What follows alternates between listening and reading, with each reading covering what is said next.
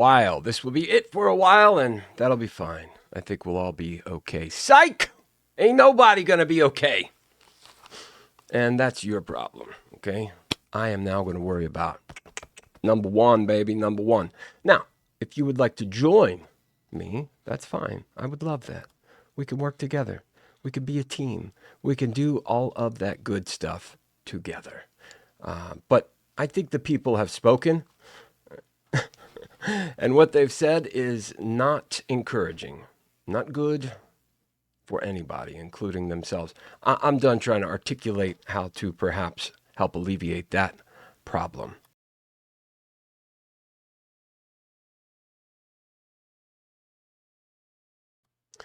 So tonight, I think what I'll leave you with is one more religious lesson, one more thing to maybe tie together all of the disparate and concerning aspects that are troubling society at large. Now, this is on various national levels and, of course, internationally, holistically.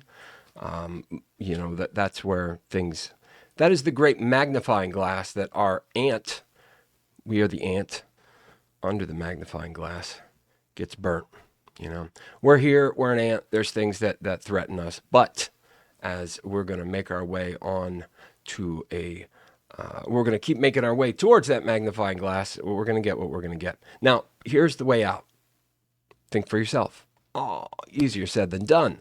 What is the standard that we should conform to? What are the reasons? What are the doctrines? What are the laws? What are the rules? Do we need rules? Is there a universal objective for us all to prescribe to? Questions like that are answerable. We could provide answers, right? But that requires choice, patience, interest, deliberation, follow through, refinement, and more. But I can't do that for you. So here's what we're working with in this day and age, in this Times New Roman. We find many bad comparisons to the former Roman Empire. America. We'll hear people comparing America to the vestiges of the Roman Empire. And this is just a ridiculous and lazy comparison. People feel like they're real grown-up academics when they're like, it's like Rome, right? People, idiots that want something other than to understand have been using Rome as a point of comparison, well, since Rome was around. Did you know that all of these wars, whether they're Russian or German or Italian, the more deadly and brutal ownership of strength, we're going to do this through strength, that type of thinking, the more it fits that bill, the more you can be certain that the actors involved have fetishized the strength and organization and really the myth, because we have no direct we have no context to allow us a personal understanding of Rome, but we could try, and I encourage that people do. There's lots there. Rome was not just 50 years. It was a long time, a lot to it. But religions, I think, are a more it takes more work to get into all of the various myths that lionize personalities and functions, fertility and health and well-being, or victory over your enemies, all of this stuff. People praying to their gods, to their various gods throughout the years. This has been a constant that we can refer to and gain insight. We can think about that part of how humans have conducted themselves, and we can get a better understanding of ourselves within society, rather than making bad analogies to Rome and its eventual disintegration. Rome was a fluke, and Rome was a capitalization on other people's efforts and societies. Rome was a reconciliation of a lot of different cultures, was a graduation of a more humane Hellenic age. Now, I'm not saying, Like by today's standards, they would all be fascists still. But okay, look, I'm getting ahead of myself. I'm putting too much out here. Listen, we've got politics, we've got religion, right? We've got those two things. And in America, right, you've got a very particular firebrand of religion. You have evangelical, proselytizing, competitive, fiery some bitches out there screaming about the right way to worship God. Screaming about your mortal soul as it is in peril, lest thee do this, that, and the other. You may find this in other parts of the world, but I do believe we're going to lean back towards the Roman analog there, because the church, the Catholic Church. You've got Rome, and eventually the conversion of Constantine, and then Julian, right? Or Julian. There was a guy after Constantine that didn't just try, reverted them back to paganism. So, anyways, you've got Constantine, and you would be mistaken to think that Rome's emperor converting would mark the beginning of the Holy Roman Empire. You would be mistaken. The Holy Roman Empire was, as Voltaire said, neither Holy Roman nor an empire. It was essentially the Habsburgs deal. That was the German, Austro-Hungarian, empire. I don't know. Point is that I'm trying to make here. People in relatively modern history, post Rome, in AD, okay, in the AD, or the CE, whatever you want to call it. Since Rome, people have been romanticizing, and where it becomes a problem is fetishizing the order and what is it? Maybe somebody can help me understand. What is it that appeals to people about Rome? Is it the strength? Is it the order? I mean, it has to fall into those categories. This is because these are the types of personalities: Mussolini, Hitler, Peter the Great. See, the Russians in the Tsarist Russia, there was a fetish with bringing about Rome again, but they thought that they were the real Orthodox, the real extension of Christ's orthodoxy, and this explains in Russian history their obsession with taking lands that are closer to, central to, or adjacent to Asia, Asia Minor, around Asia Minor, and down into North Africa. The reasons that leaders and empires seek to control land, people, places, and things, ideas, outcomes, are pretty constant.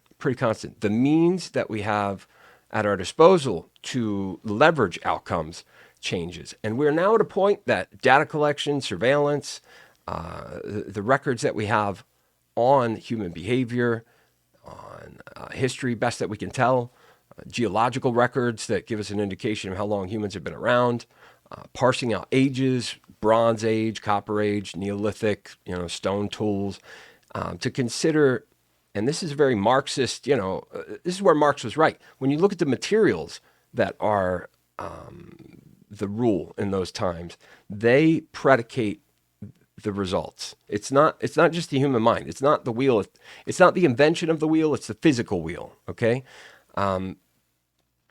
And I'll give you an example. Let's say I'll give you a hypothetical scenario to help you understand what I'm talking about. Let's say you, me, one of us now here in this time get transported back to 1700. I guarantee that you can look at without having any engineering degree or any real discipline, academic, trigonometric. In fact, the Pythagorean order, Pythagoras, and post-axial age. Think about the geometry of the pyramids and such. We have had. And then, what's his name? Not Einstein. Newton, who comes much, much, much later, of course, develops that trigonometry into calculus. But our understanding of math and quantitative reasoning has been there for quite a while. So you or me or one of us going back in time, we don't need to know trigonometry and calculus to see ways to improve technology. If we were able to go back in time, we could take just our I was going to say practical, but like our normal everyday understanding of things.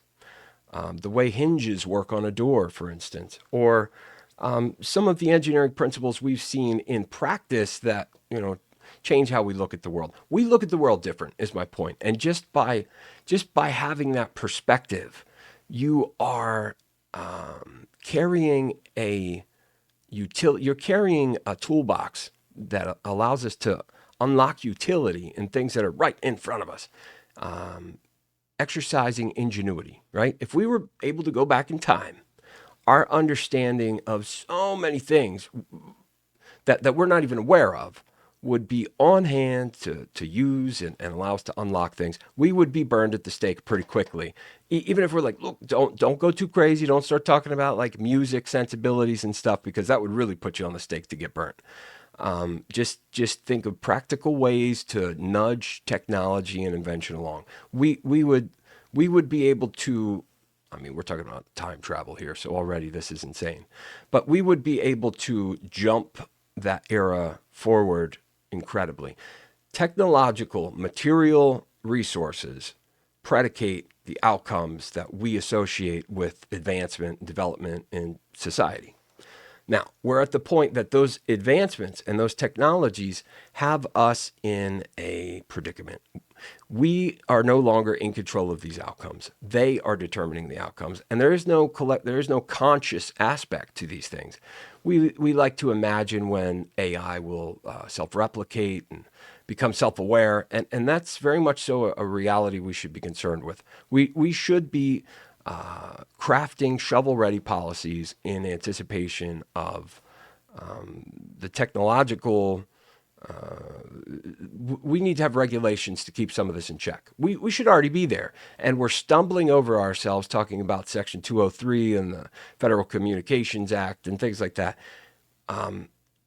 We are stuck tripping over ourselves when the effect of our advancements are now a threat to us. This is too complicated to make really simple, but hopefully you're following me. There's nothing we can do in a straight line to remedy this. People are not inclined to think for themselves. That is the truth. So back to religion. We can look at Rome. We can talk about how different Reichs and fascisti czarist weirdos have tried to manipulate what is to then have their own little golden order of operative society. They say, I did that through strength and will. Breaking down how leaders see through people's silly assumptions, and breaking down how leaders always see that there's a difference between the sheep and the goat. The sheeps and the goats, there's a difference. Separate the sheep from the goats. There are people that see and there are people that don't. There are leaders and there are followers. And this is true. This is real. You can't Noam Chomsky, Cornel West, failed hippie talk your way out of that reality. You can't be like, oh, it's wrong and America did all these bad things back then. That is wasting time. And that is actually allowing people who see the difference between sheep and goats to play certain divisive pseudo-intellectual ideas against the society they're trying to undermine. All of that sounds complicated, but it's very simple when you understand that leaders get this. They get this. They have to. They don't have any choice. This is why Jimmy Carter, was not able to beat Reagan. We can look at politics. We can look at history. We can look at how different strong men and different leaders with different philosophies have tried to create order and harmony, or any of the things that we might equate with a developed, running, functional society. But religion really is the touchstone, is the base that all meaningful human interactions and effects are produced from. Our explanation of meaning and purpose, contingency, cause and effect, reward, all of it comes down to that. Who are we? What are we? Why are we here? These types of questions. Are you here simply to service the furtherance of nothing? Hopefully not. But some people are choosing that as if that's the way to rebel against the more problematic aspects of organized religion. Organized religion. We are going to get into that tonight. We're going to talk about how all of it's bad. All of it. There's a guy out here named Sam Shamoun. He is a Christian Trinity debate guy. And he's very, very, very good. His memory and recall over scripture in multiple languages, and not just Christian scripture, but Jewish. I mean, the Pentateuch, the whole I would even guess, but I don't know for sure because he doesn't talk about the Talmud. Like in the rabbinic tradition, he's able to run with the best of Hebrew scholars. But Christian, Judaic, and Muslim, because he's from, I think, Iraq and Arabic, and he's fluent in all these different languages, and he understands scripturally where these things come from, the context, and the different popular interpretations. He understands in Islam the hadiths and Ibn Qadir and all these different aspects to that religion that shape the nuance of essentially existential conversation. And he's able to meet those points and say, nope, you're dumb here or there. The problem is, and I'm bringing Sam Shamoun up here because he's very logical, he's very rational, and I also think he gets what Christ is about. Buckle up, we're going to talk about Christ too, all right? Don't be a bitch about this. I mean, he's a Christian. I didn't say that. I'm saying we're going to talk about Christ. That's it. That's it, okay? If we are going to talk about Christ, we're going to talk about what the personality is that we consider in Christ. And we're also going to play this video here between Jason Jorjani and Neal from Gnostic Informant. This is a snippet of a conversation that they had in the past year or something. But this is, Neal has broken some of this up here recently, and this is an important case.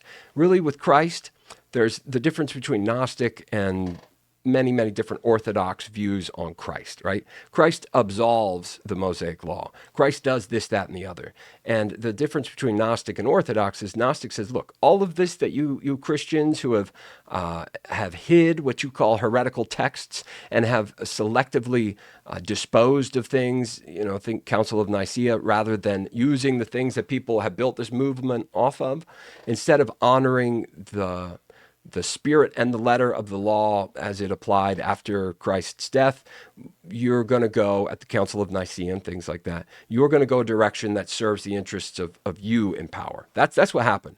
So whether you're Christian or not, and please don't mistake me for trying to convert somebody here. I'm saying there is a very important difference between the Gnostic and Orthodox, and I'm generalizing when I say Orthodox. I mean, everything not Gnostic, everything that calls people heretics or still thinks Levitical law is relevant, even though Christ in the Gospels, even though they're very plain reasons, that's not the case according to their own faith and religion. The difference between Gnostic and Orthodox thinking is very, very great. And we need to understand that, because it's not some, oh, did you know there was this small sect of people that believed this weird thing? This was arguably a mainstream take on Christ, right? Christ acts as an intermediary between the entirety, the divine light from which we come, not a material world, and this filtered, corrupted bunch of stuff in between that and us now.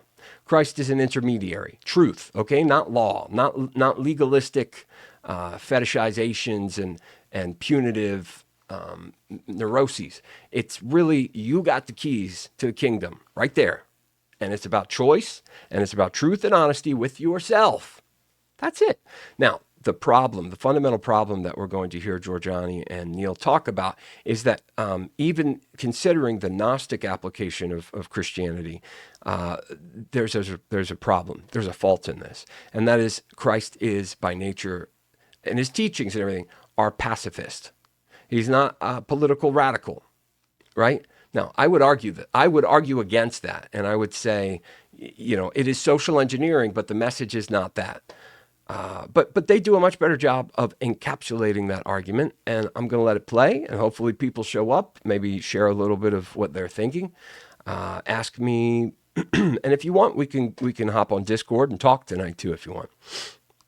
But you can ask me anything you want about religion. As far as Sam Shamoun goes, the problem with him is he is.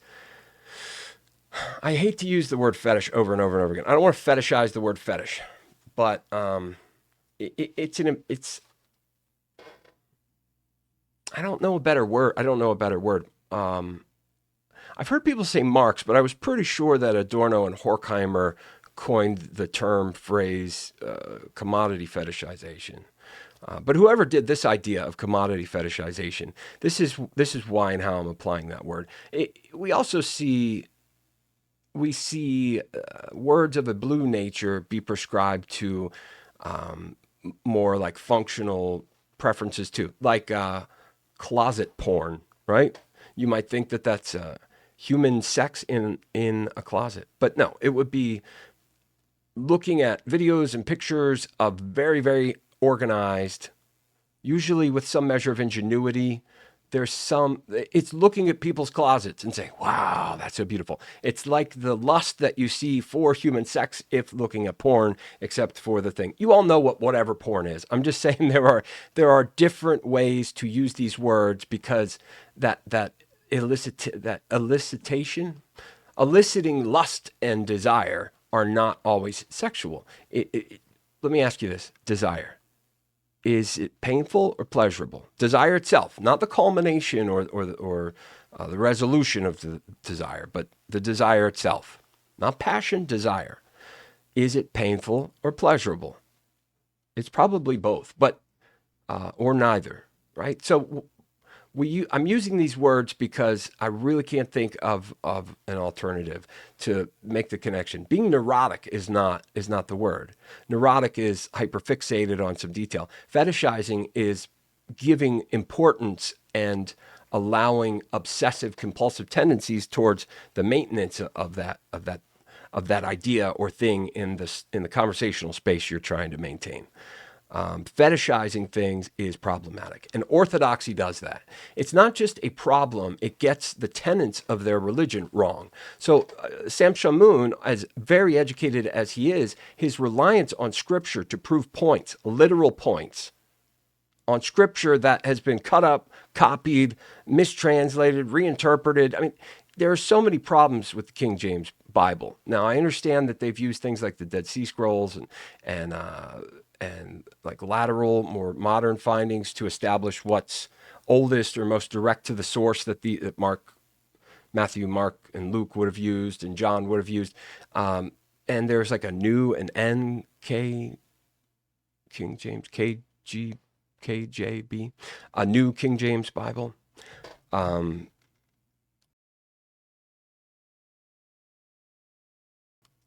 So I'm not real up on what's out there, and it probably isn't worth it to get into it. But Sam Shamoun has this stuff memorized, and he can say, open your book to this chapter, to this verse, and here. So, therefore, the Trinity is real, or therefore, this is real. I don't need to run with the scriptures, but I can do that too if you want. I don't need to run with the scriptures to show you that you're getting it wrong. This isn't an alternative theory. I'm going straight down the line, man, like the real orthodoxy, truth, reality. The human experience, it's all in line with the thinking that people who fetishize orthodoxy miss. And I would love to spend time doing that. So if you are a religious person and you believe that your church is the right one, that the authority that the authorities in your church have is legitimate, that the way you baptize, whether sprinkling or immersion, the way that you take sacrament, Eucharist, whatever you want to call it, whatever stupid shit you're going to fetishize is the body of Christ and blah, blah, blah, whatever prayer books you're going to use, whatever explanations you're going to have, that you and your friends insulate as if it's appropriate because there's a nuance in the scripture that explains it. You can fuck straight off because it's not real. It's LARPing, my friends. It's role-playing. And although that serves purposes, see therapy, or sex, porn, see porn itself, there are good reasons to LARP. But the orthodoxy that people prescribe to, especially in the Jewish religion, I mean, that's all fetish. That's all it is. The cultural tradition, the heritage of Jewish people that come from Eastern Europe, Russia, all over the pogroms of Russia, the anti-Semitism all throughout Europe and England. This, I think, explains what being a Jew is more than the scripture itself. And I'm sure people would want to contend that with me and say, "Oh no, I'm a rabbinic blah blah blah blah blah blah blah." You're the exception, my friend. You're the exception. The real Jews out here are really just like, like not about that. It's a cultural heritage. It's not about the Torah. It's not about the law. You would say it is, but this is why Judaism is a failed religion. And it's culminating in a fetishizing of myth in Israel right now, where they're displacing, murdering, killing, maligning, and worse, spying on. They're doing all these terrible, terrible, terrible things. Mossad is one of the worst organizations on the face of the planet. I mean, Israel, modern state of Israel, and the post-Weimar Third Reich, they're very similar. Deal with it. Deal with it. Go ahead. Get triggered, Rabbi. Get triggered. It's true. If you don't want it to be true, let's change the outcomes. Let's change the outcomes. But fetishizing the promise that God made with Abraham, when Abraham himself is based off of Saturn or other characters, that there, the fact that there's no such thing as the Hebrews wandering the desert or the Exodus from Egypt, that there's no record of which Pharaoh. None of that's true. Noah's flood and the Exodus from Egypt, none of it's true. And I'm not some anti-Semite making stuff up. That is the reality. That's the reason and reality that we're working with. So modern day Jews in Israel are very different than the Jews that are like second, third generation from post World War II, post Holocaust era. It's a cultural affect, and cultural cohesion is important. No, Jews stay together. Maybe not geographically. They try to do it in Israel, but Israel's not theirs. They act like it's theirs because it's in the Bible, and the Bible's totally made up. So if we all start saying, look at this fantasy book that we LARP around, now we're going to kill people and we're going to do all these things because God told us. Now we're beginning to understand why the modern day Israel is like the Third Reich. You think you have some providential claim to not just land, but institutions of law. It's all about this, this, that, and the other. And it's not in line with reality or the human design. So bad. It fucking sucks. Next up, Christianity. Christianity goes, Catholic into, well, you've got Paul and his epistles and Galatians and Thessalonians and Corinthians and his 13 churches in what's today modern Turkey. And these epistles try to tell them, no, you're doing that wrong. Do it this way. This is the establishment of the church. Now, the Catholic Church claims authority from Peter, I believe, and that's their lie, right? So they build an orthodoxy. Oh, we have the right. We were told we can. We're the ones. So that's the Catholic Church.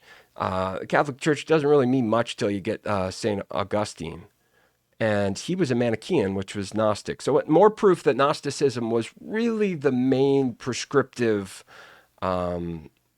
practice. It wasn't this post-Nicene Constantine fetish that builds these orthodoxies. It wasn't the Greek Orthodox Church, which is like, no, you in Rome and the Vatican, you've become corrupt. It's not Luther, Martin Luther with his theses saying, this is why you're wrong. This is what. Now, Luther, I think, felt Luther was a prophet, okay? But Lutheranism creates problems too. See, Marx's father is Jewish, converts to Lutheranism because of the political pressure in the early 19th century, converts out of political pressure. And these pressures all through history we can trace, we can look at. There's just too much there to make any progress unless we start to focus on one or two things. Religion. Christianity in its various orthodox iterations, whether it's Tsarist trying to, recapture the original like Byzantine, where they think that's the real God's church, or whether it's French Catholic people in Canada thinking this, that, and the other. Whether it's It's the Puritans, who we tell ourselves in America that the Puritans came to appreciate religious freedom. But no, they were essentially kicked out of England because they were trying to tell everyone in England that you got to do this, that, and the other. They were really as bad as they were worse than the Women's Christian Temperance Union, and people like that want to police a temperament, a moderation of things that they don't even understand yet. Oh, sorry.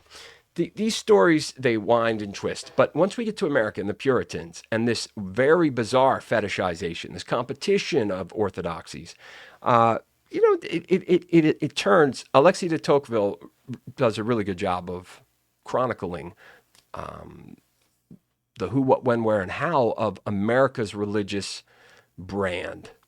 All right. And then you've got Jonathan Edwards and the Second Great Awakening, and you've got like Mormons, and you've got people saying, oh, that's close, but it's not it. And then Joseph Smith is like, a little more social engineering.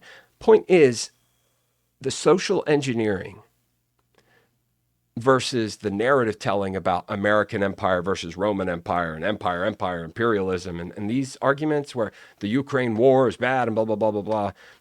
You guys are so wrong, so wrong. I watched Katie Halper put something up, the truth about the proxy war in Ukraine. It couldn't be more wrong. It couldn't be more privileged, callous, misinformed, and unfortunate. The the assertion that this was a provoked, they're like, not that Putin's a good guy, but the West really did provoke this. No, I'm still waiting to hear a good argument about that. There are none, and that's not real. So we can look at politics, and we can look at people's claim of what country or region or people or culture existed and how much more harmonious and glorious it may or may not have been. And we can make comparisons out of disillusionment and a LARP-style criticism of the United States because we think the hippies were right, or whatever delusion we're suffering under. It's going to scatter us. Whereas religion pulls us front and center again. Just like the candy idea when you're trick-or-treating. Bear with me, this will make sense in a moment. The candy when you're trick-or-treating. Always check your candy before you eat it. Why? Because people could poison it. Why? Because they've done it before. No, they haven't. No, they haven't. Growing up, this idea that like people put razors and apples and stuff, which is horrifying. It's horrifying. But this is the human mind. We imagine, just like these Karens out there thinking like everybody's a potential rapist or whatever, because they're all high up on generic bad true crime and Lifetime movies, that people suffer under some terrible delusions about what type of threat other humans pose based off of what they're projecting onto that human. They often create that.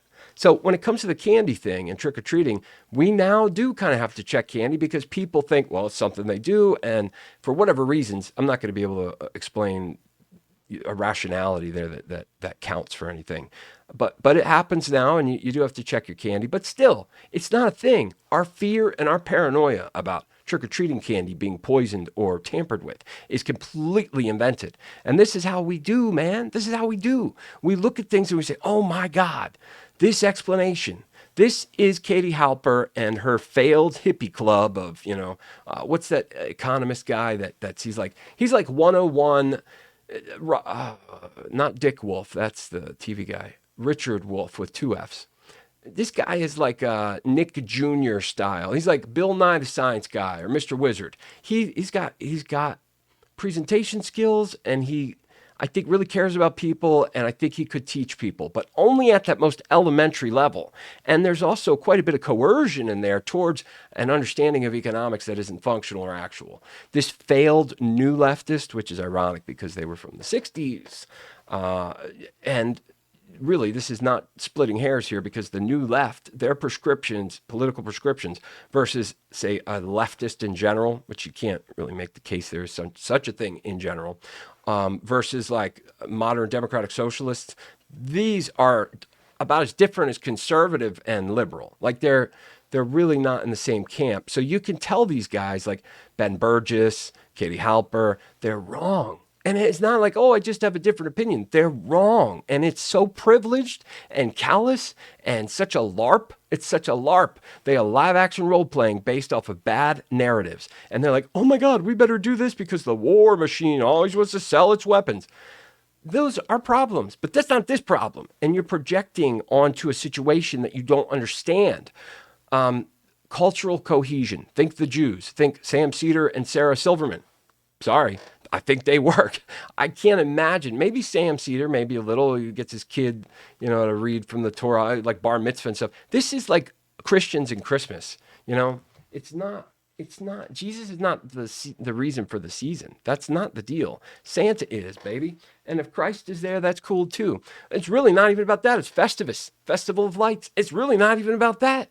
And let's learn a little bit about religion here. I say religion is more important than the political discussions because it informs everybody, no matter who they are. If they're like, I'm an atheist and I only believe in straightforward biology, and I believe that no neurologist or any medical doctor could ever believe that consciousness could be separate from the body, which isn't true. You just haven't done your work. Anyways, without getting into all that, I can say religion is a much easier shortcut into meaningful discourse because our understanding of what the reasons for doing these things are, our understanding of whom is the authority that gets to determine and dictate what these power structures and explanations are. Who gets to determine what the law is? You say God. Okay. Who says? The Bible. Okay, so let's look at who wrote the Bible. Moses. No, Moses never existed. Okay, so you're going to choose to LARP then. That's fine. That's fine.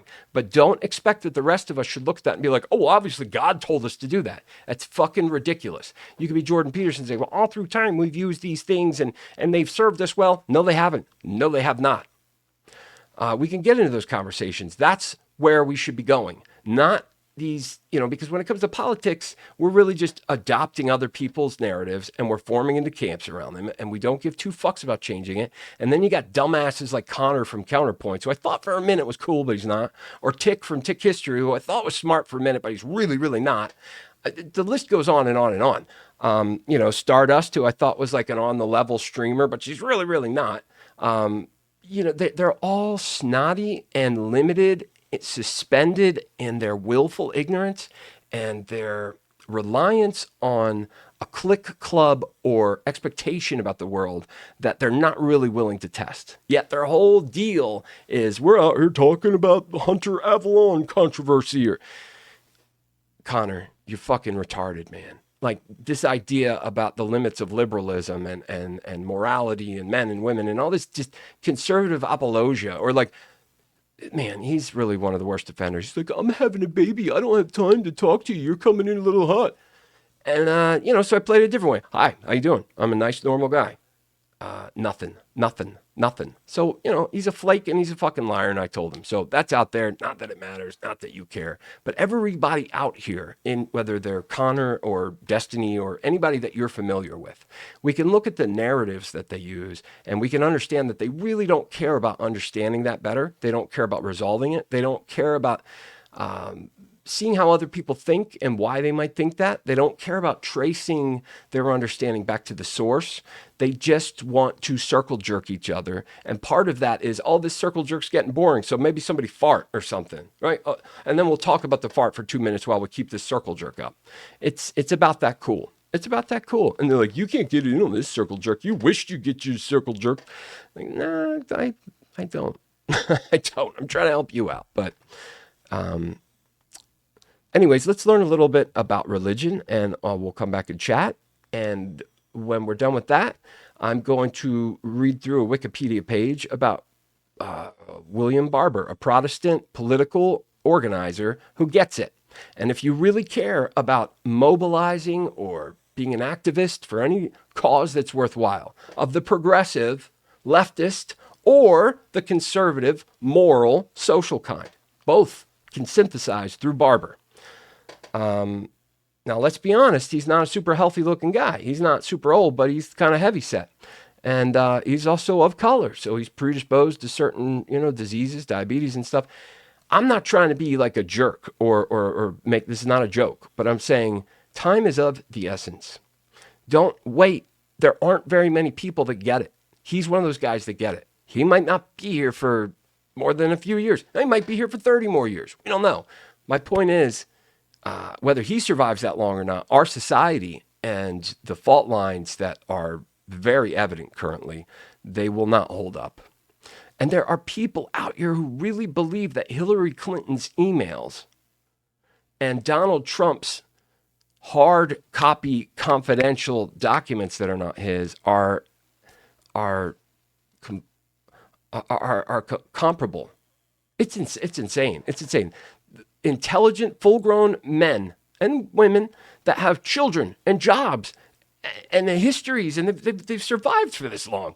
I don't know how they have cars and houses. I don't know how they have things other than just understanding that people really don't care about what they're doing and what they're saying. They're just kind of along for the ride. And if you push them outside of that comfort zone, then they will block you.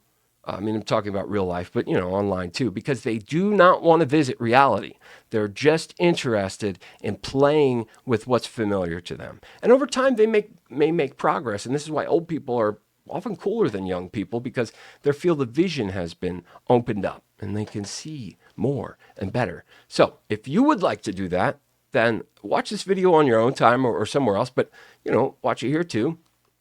Let's learn about what the real fundamental arguments are in religion and why religion is inseparable from society. We cannot cut this out with your, pseudo-modern, agnostic, atheistic, pragmatic approach when you don't even understand what, pragmatic reality and mechanisms are made out of. Here we go. Hopefully we're going to learn together. Serpent coiled around the tree as evil, whereas in this polemicize, what do you satanic, I guess, because it's opposing it. This is the symbol of wisdom and knowledge, and for some reason one's bad, one's evil, and it's like they're at odds here. So yeah, yes, and so very long story short, and if you want to see my more in-depth analysis of this in Prometheism, I get into this in greater detail. And also, believe it or not, in my book, Closer Encounters, I wrote a book on the UFO phenomenon called Closer Encounters. And it's a bit of a tome. It's a comprehensive analysis of the entire close encounter phenomenon. And in chapter 6, in the penultimate chapter of that book, I get into Christianity in depth and detail and the genesis of the Christ mythos, okay? And how it is a form of social engineering by means of cognitive dissonance. So in the Christ mythos, you have on the one hand, Jesus in the Gospels very clearly saying that Jehovah is his father, that he's there to represent Yahweh. Yahweh is his father. And in fact, not a dot of an I or a cross of a T from the Tanakh, the Old Testament, will pass out of existence or out of relevance until the end of the world. And so Jesus, speaking through one side of his mouth, affirms all the legalism of the Old Testament and takes pride in being the son of this genocidal, tyrannical maniac, sadist, who is responsible for Moses' slaughter of these poor golden calf worshipping, dancing Israelites in the Sinai desert, who's responsible for the genocide at Jericho, who's responsible for just all the most horrendous, brutally inhuman acts you can imagine that are chronicled throughout the Old Testament. And of course, for all the wonderful laws in Leviticus and Deuteronomy, right? I mean, the most despicably inhuman legal code. Right. And basically structure of theocratic authority that we've seen in human history. And so Jesus, on the one hand, is coming to validate all of that. And when you look at Jesus from that perspective, through those particular verses in the Gospels, then the only problem, sure, he says to the Jews, you're disinherited. The kingdom doesn't belong to you anymore. It belongs to humanity. It belongs to anyone who follows my Father, right? Well, from that perspective, his only problem with the Jews is the same problem that Yahweh had with the Jews throughout the whole Old Testament, where Yahweh keeps telling these Jews, you rebellious people never learned a lesson. He says they're a uniquely rebellious people, right? Because they keep disobeying somehow. Calls them stiff-necked people, yep. Stiff-necked Israelites. They keep setting up idols of various kinds. They're worshiping Ishtar and Baal and this one and that one, okay? And so Jesus's problem with the Jews is just that. It's that, look, Yahweh's had enough with your stiff-necked rebelliousness, and so you're disinherited. You're not the chosen people anymore, and the kingdom belongs to anybody who submits to Yahweh through me. So that's one Jesus, and that's the Jesus that, for all the differences between Catholicism, Eastern Orthodoxy, and Protestantism, including the evangelical churches in the United States, for all the various doctrinal differences between these warring sects of Christianity, all of them accept that version of Jesus in one way or another. Right. That's the institutional Jesus. And then you have this Gnostic Jesus. Yep. And what is this Gnostic? And there are verses in the Gospels that support that too. Now, this is important. In the world today, right now, there are what you dumbasses are going to call far-right fascists, right? Now, these people don't call themselves fascist. That should probably clue you into the fact that you're being stupid. You are being divisive and basic. You're being simple-minded out of laziness and the same aggravation that you're accusing other people of being fascist for. Now, being patriarchal, being traditional, being dogmatic about prescriptions of social, order or harmony, whatever. I'm not granting that they're right about their prescriptions, but I'm saying that you have not the right to insist upon an ideal measure for this existence and politics and whatever without explaining what the ideal is. You can't do it. You can't do it. And you might find someone that does, like, say, Sam Cedar, but then you're all going to point to him and say, yeah, what he's saying. But then when he says something like, hey, it's not all about, like, pride parades. That's not the act. Now, they would never say this because he panders to you motherfuckers. But this idea that's like the pride parade is really sticking up for gay and lesbian rights. No, it's not. No, it's not. The optics and the aesthetics that are so easily exploited and used to represent and demonstrate what people like the poisoned candy and trick-or-treating. They're imagining that all this bad stuff's going on there. They're grooming kids, blah, blah, blah, blah, blah. So the pride parades and all the pride flags and all the shit that has nothing to do with actual gay people is just buying and selling into the culture war. It is a contest of ideals that cannot be demonstrated. In fact, the right, they might be more, and they have more error and harm lying in wait within their ideology. But at least they have one, for the most part. The young guys don't. The incels, the post-Gamergate guys are like, feminism's out of control. This that you would call fascist, you dumb fuck, it's not fascist. If someone's like, I'm a fascist, then we could say they're a fascist, okay? But you nitpicking over it being fascism, just you're like, oh, now we can hate it. No, they're Nazis. We can hate them. We can fight them, is not much better than the problem that you're being triggered into that orientation over to begin with. But we already know. No one cares about that. That's why nobody's here. That's why. Because I tell you this, and you say, oh, what? It's not as simple as we all insist that it is? I'm like, who is we? I don't know what Sam Cedar says. This is a problem, you dumb fuck. People that prescribe to the traditional conservative insistence upon an order to things, biological imperatives and things, they're not evil or sick people. They're looking for certainty and security in a world of rapidly disintegrating safety. Now, that doesn't excuse it, but it helps explain it. And in the case of Ukraine, which is a major point of flex for these terribly corrupt narratives where the U.S. provoked this war, didn't the U.S. like do a coup and all this stuff that, no, if you look into it for 1 second, we see, no. The far right, whom are not fascists, are just wanting to have kind of like, I got a wife and we got kids and we're going to, like, this is the way it is. You can be gay, but I don't want to hear about it.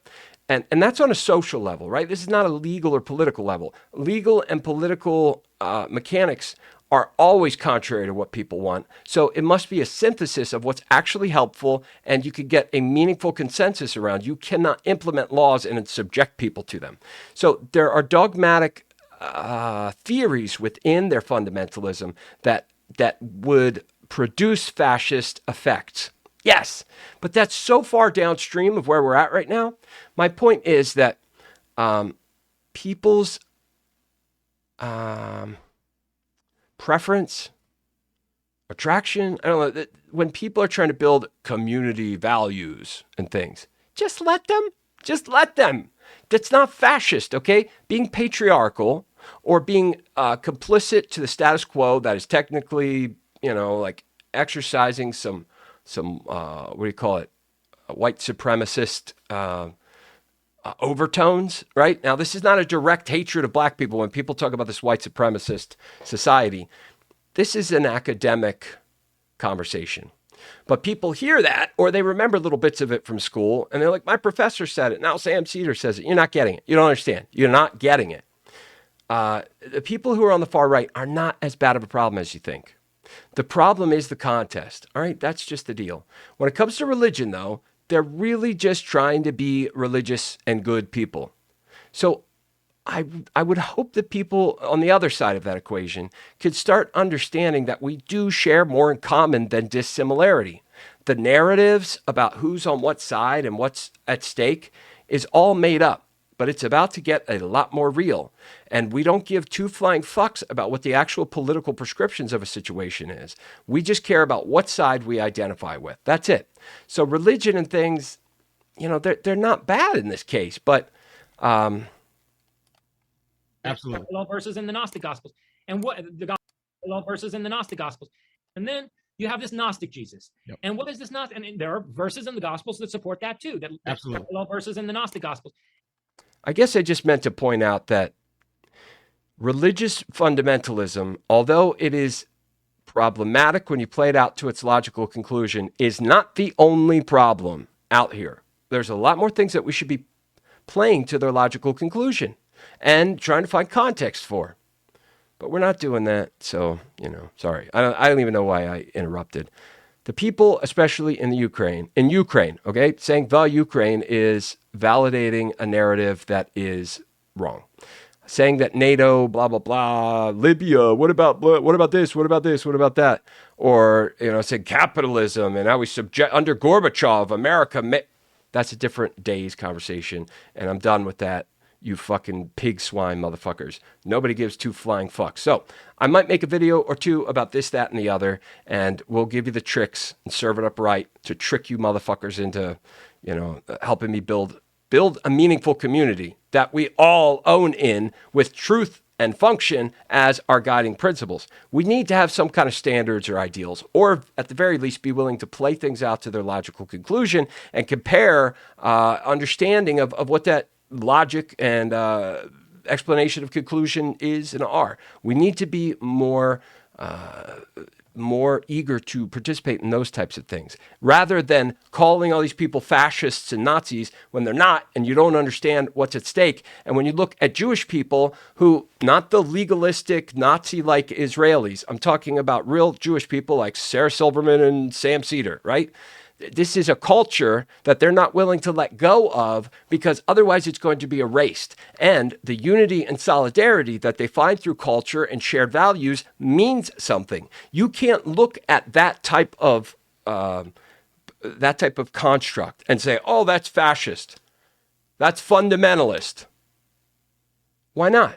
It's the same rules that you're using about somebody else. It's just something you're not familiar or comfortable with. And you see the poisoned trick-or-treating candy that you will soon create. We create what we fear. You know, this is the deal. It's just so fucked up how wrong people get it. They get it wrong. So I'm going to put this on 1.5 speed. Basically, the message here is, all hail Satan. Lucifer is just as good as Christ. It gets us to the truth, and that's what we're looking for. Peace, love, this is the law. But sometimes you need to flip them tables over in the temple. You need to bring a little Christian anger or whatever, you know. Let's talk about what reality is, please. You can run. I'll shut up and listen. The point is, the hope is, the goal is to get it down a little bit better, to shield us from the corrosive and constant influence of bad narratives. We are all too eager to pick them up when they tie into oh my, there's so many rapists and peeping toms everywhere. Lifetime movies made me understand this. There's a black man. Let me lock the car doors. There's rapists out here. He might carjack me. That fear, it alienates people and it creates what you fear. So maybe let's try something different. Maybe I'm going to speed through this so then we can get to the real religious education. Then we're going to talk about Barber, and I'm out of here. And what the Gospels that were rejected at Nicaea, right? And what does this Jesus tell you? Well, this Jesus tells you, I mean, that, you know, the law, you don't need to follow the law as long as, you know, you Circumcising the heart. Yeah, it's about the spirit and not the law. And the world is a fallen material creation anyway, and Jesus is here to free you from the world, because just like him, you're not of the world, and the world was created by these inferior archons and not by the true God, and he's the way to find the true God, and so on and so forth. Yeah. But here's the thing. The Gnostic version of Christianity is pacifist. Yeah. The Gnostic Jesus is a radical pacifist who rejects political rebellion. To the extent that you embrace the legalistic Jesus that affirms Yahweh in the Old Testament, maybe you could see that Jesus as a kind of political rebel. Right. But if you go in the Gnostic direction, then you're really emphasizing the pacifistic passages in the Gospels. And so Gnosticism, Christian Gnosticism, is a doctrine of pacifism. Why? Because this is a fallen world governed by archons. And to the extent that you participate in political power, you are being corrupted by archons. Power is inherently corrupting from a Gnostic perspective. And if you ask me, and I've laid this argument out at length in my various writings, like I just said, this is cognitive dissonance. This is a doctrine directed to demoralize and degenerate society. Because first of all, you're left in an intellectual contradiction. You're left in an intellectual contradiction. Do I follow the Old Testament? Don't I follow the Old Testament? This Jesus keeps contradicting himself, which then it screws with your head. It's cognitive dissonance. You're made to believe, you're made to take on faith two things that are contradictory, to believe them at the same time. Yeah. And what does that do? It puts you in a mental state where you're suffering extreme tension. And in order to resolve that tension, you will latch on to anything as a life raft. It's a psychological tactic. It becomes a buffet of ideas that you can just pick and choose from. You know what? Real quick, I just want to jump in real quick, because one of the oldest monasteries that was abandoned when Islam took over the Byzantine Eastern Empire, right next to where they thought Mount Sinai was, which is, I don't know if it really is or not, but anyways, there's a Islam. and there's one of the oldest depictions of Jesus in the world. Let's go. This place, Bring it on, you so educated Muslim scholars. They're imposing two different faces on Jesus' face. Real quick word on that. Now, first off, Muhammad, useful idiot, the merchants, the Arab merchants in the area needed a network, a social engineering. Like I said in the beginning, leaders understand very quickly and often you're not going to alleviate this problem. There are a difference between the sheep and the goats. You are the sheep, I am the goat. That's the way that works. Now, you could do things that would demonstrate a different effect. I could say, wow, I can't call you a sheep. You're one of the goats. Pick a different metaphor or comparison or whatever, contrast. It's true nonetheless. Whether we're talking Woodrow Wilson or Benito Mussolini, they see this and they see that the status quo is not working. And by trusting individuals to make choices for themselves, i.e. a direct democracy, they are handing the destruction of their once functional society to, the poisoner of the candy. To go with to mix all the metaphors together, the Halloween candy metaphor. That's what you're doing. So Muhammad, useful idiot. Was he a prophet? Maybe, perhaps. Ain't no angel talking to him, though. Ain't no direct angel. And the Quran is written by men, okay? It's true. Just like the Torah, written by men. Jesus, quite possibly the embodiment of something more divine than other folks. But that could very well be said just by him getting at truth, being someone that it has Gnostic sight naturally. There are many different ways to explain this other than saying all or nothing. This is the system. We follow these rules because God gave them to. Islam comes 700 AD, roughly. So they had 700 years to work on this. And also remember, you had European, essentially white power structures of commerce, of politics, of history, of culture, everything. Even the Arabian tradition, Jorjani is very well-versed. Well-versed is not the right way. He is a genius when it comes to this, to like High Persian history and culture. The Persian legacy was fantastic, but Alexander the Great, things change. History, it's a kooky old bunch of stuff, ain't it? Muhammad, 700 years later, his pressuring merchants were the reason that he got his prophecies written down. There's a story there, and we could tell it, but I'm not going to. The point is, more emphasis is put on Sunni and Shiite differences than the actual tenets of the Quran. But they fetishize. You do, motherfuckers. You fetishize that shit, and you get it wrong. You talk about, well, these guys said this. Or blah, blah, blah, Ibn whatever said this. Or this hadith says this. You're always bending and twisting rules, and they're so far after the fact, yet so devoid of actual, real, true, solid principles. Islam is probably the worst. Now, practicing Muslims are not necessarily so because they're seeking God and they're seeking to understand self. They will succeed more when they drop the fetishized, legalistic horse shit that was created by man. Come at me. Let's see. Jews you get yours all the time. And that's probably why you get rednecks standing on the top of a bridge saying, it's all the Jews' fault, honk if you agree.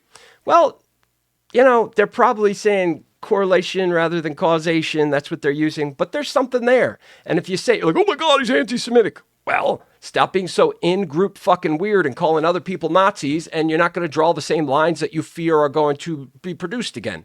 We create this by ignoring reality and deferring to the false binaries, such as in religion, like in Judaism and in Islam, where they're like, this is God's law, and you follow it, or you're punished.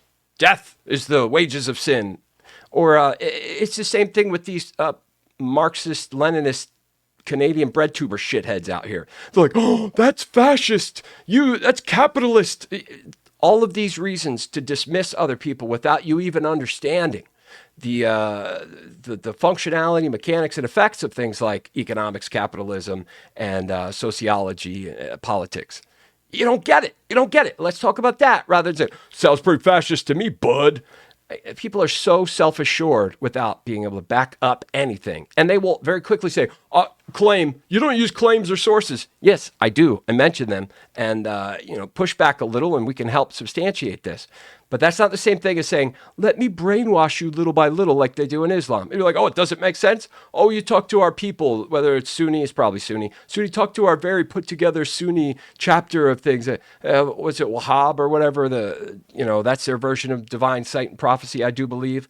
They fetishize the letter of a law that they cannot substantiate as having come from an actual source or making sense to reality according to what our design. So Christ probably got the closest to this, and that's why he's left such a legacy. Not his resurrection. In fact, scripturally, come at me, Sam Shamoon, it is in the Garden of Gethsemane. It is the atonement that is the sacrifice, not the crucifixion. And the resurrection, considering Jesus really had a twin, I mean, we've got more historical evidence for the fact that he had a twin than we do for any of the other shit people talk about. But the gospel, according to Thomas, Judas Didymus is his name. Thomas means twin in Hebrew. Didymus means twin in Greek. This is the deal. So, you could pull a switcheroo, right? It's not the crucifixion that is the thing we should be fetishizing. We shouldn't be fetishizing any of it. We should be understanding and learning and growing with the examples that gel and make sense. You can't say, oh, it's true because I feel it's true. Not exclusively anyways. You need to test it in other ways. But Sam Shamoon, oh, ye expert of fetishizing legalistic references in a very impressive way. It is the atonement in the Garden of Gethsemane, not the crucifixion, that we should be fetishizing if you must fetishize something. Islam, terrible. Judaism, even worse. Christianity is kind of the synthesis of a lot of this, but we'll find with the Gnostic Informants, the video we're going to watch next, we'll find that these characters, these archetypes, the parts they play, the seasons that we celebrate, the various holidays that represent this, that, and the other, these are all ancient and very directly come from, like Yahweh himself. The name Yahweh comes from, you'll see. Who show his dual nature. So the early Christians knew what you're saying right now. This wasn't a secret. This whole idea of putting a Bible in one spot, making a canon, wasn't even a thing. Marcion had his own gospel. He picked and chose what Jesus he wanted to have in his own Bible. The Gnostics had their own Jesus. The other guys had their own Jesus. It wasn't until later that they put it all in one spot, and that's how you get this weird schizophrenic message. Yeah. But to add, here's my point, Neal, is that regardless of which Jesus you go for, right, neither the institutional legalistic Jesus, who is the son of Yahweh, nor the antinomian Gnostic savior is a figure who inspires active rebellion against unjust divinities, let's say, not to call them gods, right? The beings that become God and the angels for the Christians and used to be Zeus and the Olympians for the Greeks, right? Neither image of Jesus inspires active, meaning political rebellion against the unjust rule of heaven. So Gnosticism is inherently disempowering. Christian Gnosticism is debilitating because of its pacifism, right? Because of the association of power inherently with the archons. Whereas in the myth of Prometheus, you see a prototype for all of the most positive elements of Gnosticism, but you see them in a context which totally rejects pacifism and calls for a militant resistance against the unjust tyranny of heaven over the earth, sure, and a demand for the self-determination Prometheus. of mankind. So in that sense, Prometheism, a kind of theism based on Prometheus, the spirituality that's implicit Lucifer. in the myth of Prometheus, really, is proto-Gnostic but it's satanic. And this brings me to the other aspect of your question about, where is Prometheus today? What happened with Prometheus later? And so we see a reappropriation of the myth of Prometheus at the dawn of the modern age, where you have romantic poets. I mentioned Goethe earlier, also Lord Byron, who writes a poem about Prometheus. And then most famously, Byron's best friend, Percy Shelley, who writes Prometheus Unbound, which is a 4-act play about, the whole mythos of Prometheus, including the parts of the story that were lost in the version of Aeschylus, about Prometheus ultimately being freed from his chains and so on and so forth. And one really interesting thing about the Prometheus Unbound play written by Percy Shelley around 1820 is that he uses all Latin names for the characters. Like he uses Jupiter instead of Zeus, or Mercury instead of Hermes, but not for Prometheus. And what would Prometheus be in Latin? Lucifer. And he makes it abundantly clear, Shelley does, that the flood, the flood that Deucalion helped save some portion of mankind from, is the flood of Noah, and that the civilization that was destroyed by Yahweh was Atlantis, is the Greek Atlantis, the ruins of Atlantis. Brilliant guy. Jorjani is one of the best. Very, very solid understanding of a lot of things. Now, here is something a little more shocking. All right, it says it right there. It says it. So, it's the word. It's the word. It's the logos. Take it literally. The pandering misunderstanding and the corruptive nature of transferred narratives, such as the ones that people like Katie Halper unfortunately propagates while calling it the truth about things. Where's the truth, Katie? Where's the truth? Where's the function? Where's the actuality? You can't just say it's in the heads of failed American hippie scholars. They're failed scientists. Noam Chomsky is a failed scientist. Failed. That's fine that your teenage friends read Manufactured Consent and they're like, they're so impressive. I'm not going to say that there aren't impressive things in that book, but Noam and all of these new leftist failed academic hippies, they have this perception that they have never let go of. It's a contest, just like all of the other problematic features of our current political and our geopolitical landscape is made up of grievance, most phony, and contests that claim to require vengeance.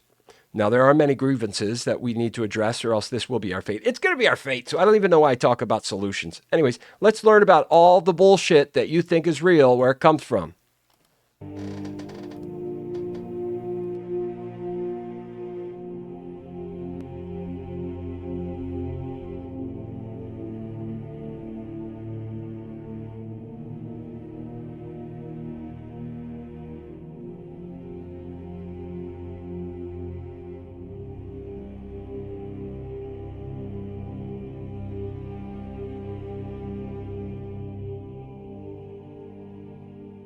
Sumerian stories have had significant influence on various aspects of ancient Near Eastern literature, including the Hebrew Bible, also called the Torah, and the Tanakh.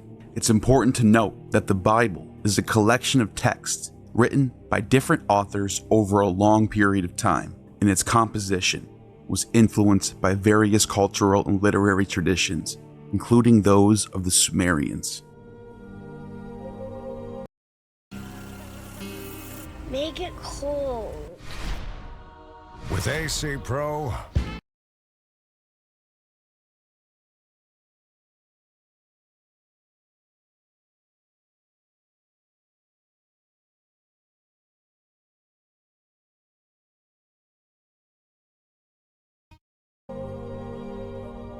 Sumerians were an ancient civilization that flourished in Mesopotamia, modern-day Iraq, around 4000 to 2000 BCE. They left behind a rich literary tradition, including mythological and epic texts. Some of the Sumerian stories and motifs that influence the Bible. The Sumerian creation myth, known as the Enuma Elish, bears similarities to the creation account found in the book of Genesis. Both narratives involve the establishment of order from chaos and the separation of the heavens and the earth.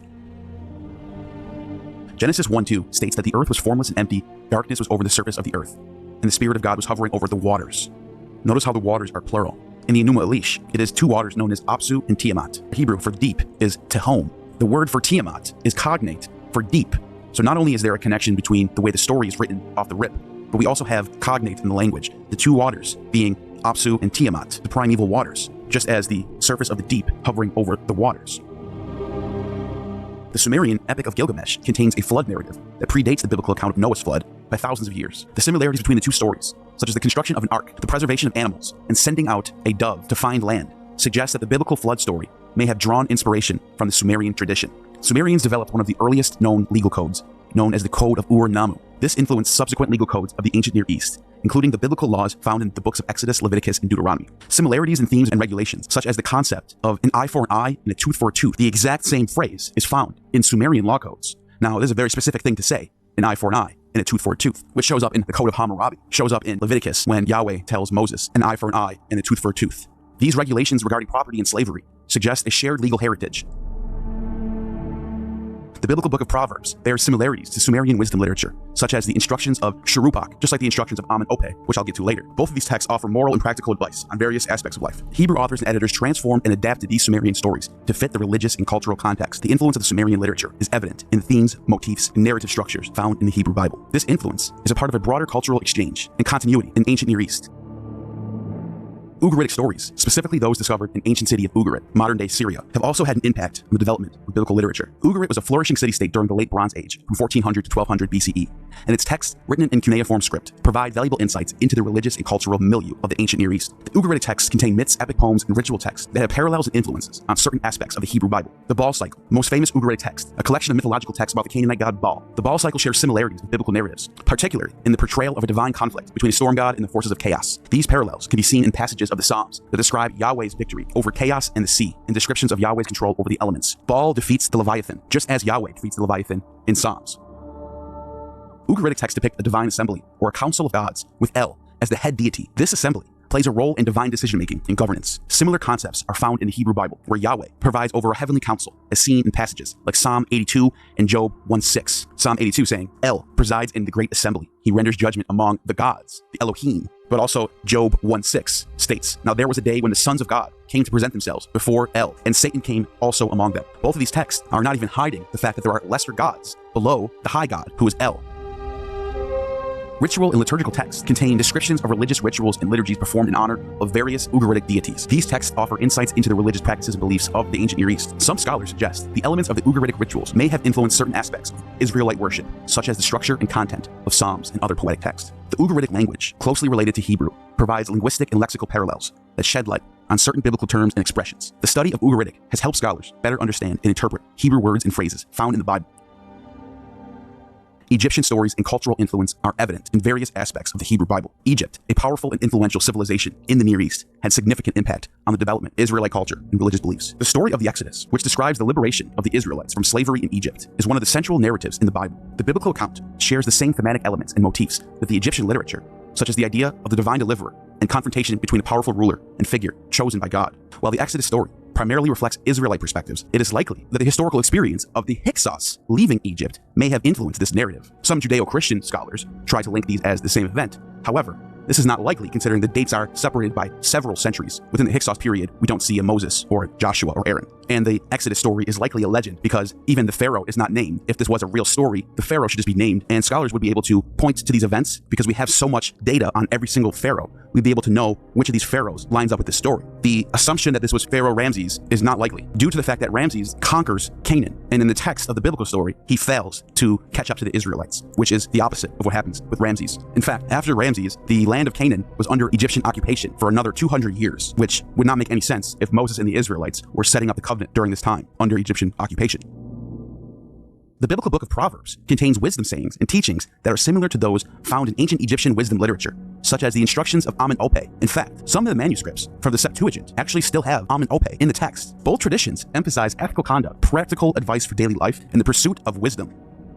Egyptian religious symbolism and imagery can be found in certain biblical texts. For example, in the book of Ezekiel, the prophets use symbols reminiscent of Egyptian religious motifs to convey his message. The portrayal of Pharaoh as a powerful ruler and the imagery associated with the Egyptian gods and goddesses also demonstrate the cultural influence of Egypt. Here on the stone of Hezekiah, you can see an Egyptian ankh present.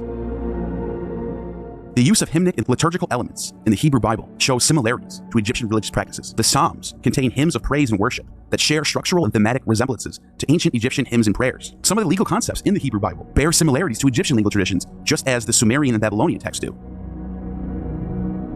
The Canaanites arguably have the most influence on the Hebrew Bible. The Canaanite pantheon of gods was a diverse and complex system of deities worshipped by the ancient Canaanites, land that would be present-day Israel right now, who inhabited the region corresponding to present-day Israel, Palestine, Lebanon, and parts of Jordan and Syria. Here are some key gods and goddesses from the Canaanite pantheon. Number 1, El. The same name is the god of the Hebrew Bible. El is the chief deity in the Canaanite pantheon and was associated with authority, kingship, and wisdom. He's often depicted as an aged and bearded figure. El presided over a divine council and held a central position in the Canaanite religious beliefs. His son was Baal. Baal was one of the most prominent gods in Canaanite pantheon. He was associated with the storms, fertility, and agricultural abundance. Baal was depicted as a powerful warrior, wielding a lightning bolt, symbolizing his control over the forces of nature. El had a wife named Asherah, the consort of El, considered the mother goddess in Canaanite religion, the queen of heaven. She represented fertility, motherhood, and nurturing. Asherah was often depicted as the divine mother figure, sometimes portrayed alongside a sacred tree or a pole representing her presence. Anat was a fierce and warlike goddess, associated with battle, violence, protection, and wisdom. Like Athena, Anat was depicted as a warrior goddess, often shown with a bow, a spear, or a shield. Astarte, also known as Ashtaroth, was the goddess associated with love, beauty, and sexuality. She was considered the patron of fertility, both in terms of human production and agricultural abundance. Astarte was depicted as a sensual goddess, adorned with jewelry and symbols of fertility. Dagon, associated with agriculture, grain, fertility. He was often depicted as a fish-like deity, symbolizing abundance with fertility linked to water and agricultural prosperity. Last, but certainly not least, Yahweh, often referred to as Yahu, the deity associated with a specific region or tribe, rather than being a central figure in the broader Canaanite pantheon. The understanding of Yahweh's role in the Canaanite religion is complex and subject to ongoing scholarly debate. He was a tribal deity. He's also one of the sons of El. There are some who suggest that Yahweh and Baal are interchangeable depending on the location, both being the son of El and both being extremely important as princes of the pantheon. This may play into the later tradition of the Hebrew Bible, where the priests of Yahweh are battling with the priests of Baal, such as the story of Elijah and Jezebel. Another perspective suggests that Yahweh emerged through a process of syncretism, wherein the worship of Yahweh merged with elements of Canaanite religious beliefs and practices. This view posits that Yahweh began as a local deity, later absorbed attributes and roles from other Canaanite gods such as El and Baal. Canaanite stories have significant impact on the Hebrew Bible, given the close historical and cultural connections between the Israelites and Canaanites. The Canaanites were the indigenous inhabitants of the land of Canaan, which encompasses modern-day Israel. Canaanite mythology and religious beliefs, cultic practices such as the sacrifices, offerings, and temple worship. Biblical texts frequently mention Israelite interactions with Canaanite religious practices, often presenting them negatively, that Israelites should avoid them. The Canaanite practices and the Israelites' response to them are discussed in the context of idolatry and the centralization of worship in Jerusalem. The absorption of the Canaanite El into the Yahweh religion is a complex process that took place over an extended period of time. El, the chief deity in the pantheon, associated with the authority, kingship, and divine council, becomes one and the same with his own son, Yahweh. And throughout the Hebrew Bible, Yahweh and El, or El Elyon, which means God Most High, are interchangeable and mean the same thing at some points. The biblical text even refer to Yahweh as El Elyon, emphasizing his identification with the supreme deity. This suggests that the early Israelites may have seen Yahweh as a manifestation or an aspect of El. As the Israelites settled in Canaan, they likely interacted and assimilated elements of Canaanite culture and religious practices. The worship of El may have influenced the evolving understanding of Yahweh, with El's attributes and characteristics merging with those ascribed to Yahweh. The process of syncretism, wherein deities from different religious traditions are combined or identified with each other, likely played a role. Over time, the Israelites established their religious identity. There may have been a merging of El and Yahweh, resulting in the understanding of Yahweh as the primary deity, supreme authority. El's association with the divine council, consisting of subordinate deities, can be seen in both Canaanite and early Israelite traditions. As the Israelite religion developed, the concept of divine council was retained, but with Yahweh as the head of the council. The Phoenician stories and cultural influences left their mark on certain aspects of the Hebrew Bible. The Phoenicians, which are the purple people called by the Greeks, are an ancient seafaring people who inhabited the coastal region of modern-day Lebanon, had significant interactions with the Israelites, leading to the cultural exchanges and influences, with direct evidence of Phoenician stories in the Bible. The Neoplatonist writer Porphyry, stating that a priest named Sanchoniathon of Beirut wrote the truest history because he obtained the records from Hieromylos, priest of Yahweh, that Sanchoniathon dedicated his history to Abibel, king of Beirut, and it was approved by the king and other investigators, the date of this writing being around 1200 BCE. In this text, El, who is also called Kronos, sacrifices his only begotten son, Yehud. Here, it really matters. All you stupid motherfuckers out there thinking Abraham was a good guy, fuck you, you dumb fucks. The idea of circumcising people has always been retarded, always. I blame the Jews, and I blame you, and I blame Trump, and I blame the Nazis, and I blame the Russians, and I blame all of you, especially you motherfuckers that insist that you have truth and that this performative necessity is instruction from God. I mean, talk about full circle back to what monotheism was supposed to be getting away from. If you're really trying to get away from child sacrifice and brutality in the name of gods that don't exist, Welcome back. Now, another thing we should talk about here. Abraham is not cool, man. Abraham is a fucking asshole. Probably didn't exist either. But whether you're Jewish, Christian, or Muslim, fuck you. You should be angry at me because that's going to be your cognitive dissonance. Use that anger to push through. Come at me. You can't beat me, okay? I'm stronger, I'm smarter, I'm richer, I'm better than you. So, you're not going to be able to get to me. So use that anger to then motivate yourself. Find the compulsion to resist what you think is simply offense and push through to actual reality. Abraham was an asshole. It didn't exist.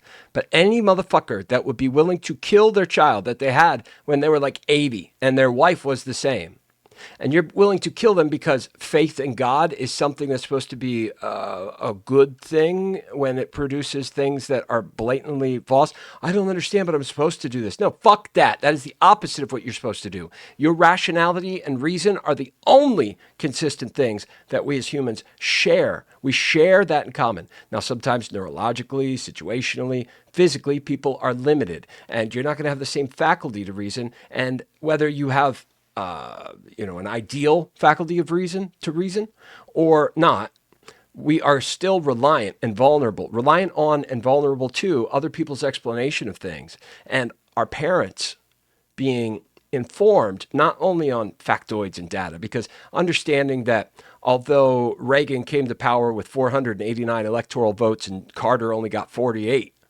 the Reagan landslide, understanding that only 27% of the voting populace participated in the election probably changes some of the factors there. So just like the narratives that in that might be useful in some exchanges, that's not necessary. What's necessary is understanding what we are, who we are, where we come from, what the point is. When we're sad, what do we think of to get over it? All of the many problems that we may share in common. Our parents and the environment, the platform that we come into and on in life determine so much. So we're vulnerable to that. And if you've got good parents and they've got a solid understanding that presumably has been built and collected over generations, like genealogically, we're like this chain that goes through time. This one helps set up this one and so forth and so on. Genealogical, socioeconomic positions in our lives determine much more than, like we say, oh no, I have free will and stuff like that. Well, let's talk when you exercise some free will. I'm not seeing a great deal of it. And no matter how smart or how tuned in you are to logical, or critical thinking would be wonderful to see more of out here. No matter how well versed you are in that practice, we still need to rely on information that we can't complete. There's nothing in life is deductively certain. Okay. I was going to say, certain things in life that we can't just test everything. And even if we could, we can't deductively prove it completely. Other than, here's the point. So listen very carefully. Other than our agency, our choice that we have to make about whatever, we're going to say, hey, mom, what should I do here? Hey, friend that's supposed to be smarter. Hey, commanding officer. Hey, religious leader. What am I supposed to do? We're not going to say, why do you say that? Where are you getting that from? Does it work? Let me come back and tell you it didn't work. No. We at some point, we'll have to accept that what other people are telling us is true. At some point. So the narratives out here are our problem. Abraham and his narrative and faith in God and killing his son, and how that gets used later as an explanation of, see, this is like Christ, right? Which Jews don't get that meaning. So obviously it's not a straightforward deductive read on what this means. All of that aside, you've got your reason, you've got your agency, and you've got your self-awareness. That came with the frame. So use that and you're on the right path. All of this dick skin cutting, and eventually, we're going to say it again, worshiping Jesus' resurrection means you're a fucking moron, because it's about the atonement and it's about taking on all the sins. Now let's establish what sin is. Sin is death. Sin is corruption. Sin are things that cause harm to people. Determining what that harm is not so easily done, but that's if there's such a thing as sin, no such thing as evil, okay? Sin and evil, no. Evil gets invented later and it's a bunch of horse shit. But sin if the wages of sin are death, let's say scripture is true, then the right read on that is not that by committing sin, you'll be cast into the lake of fire. That's a misread on what fire is, the book of life, all that stuff. It's a misread on that. A blatant and obvious misread, not some, oh, I've got this take. No, you're wrong. I'm right. But we're not talking about that right now. We're talking about the crucifixion and the atonement and the suffering, a bleeding from every pore, the intensity that is so bad that Christ asks God to take this bitter cup from him. He can't handle it. He gives up on it, but it's too late. He's got to bear it. Bearing that pain is all of our guilt. It's all of the anxiety. It's all of the uncertainty. It's all of the trauma. It's all of the hate. It's all of everything that is contrary to love, light, life, creativity, productivity, functionality, and the truth that makes us more than just material.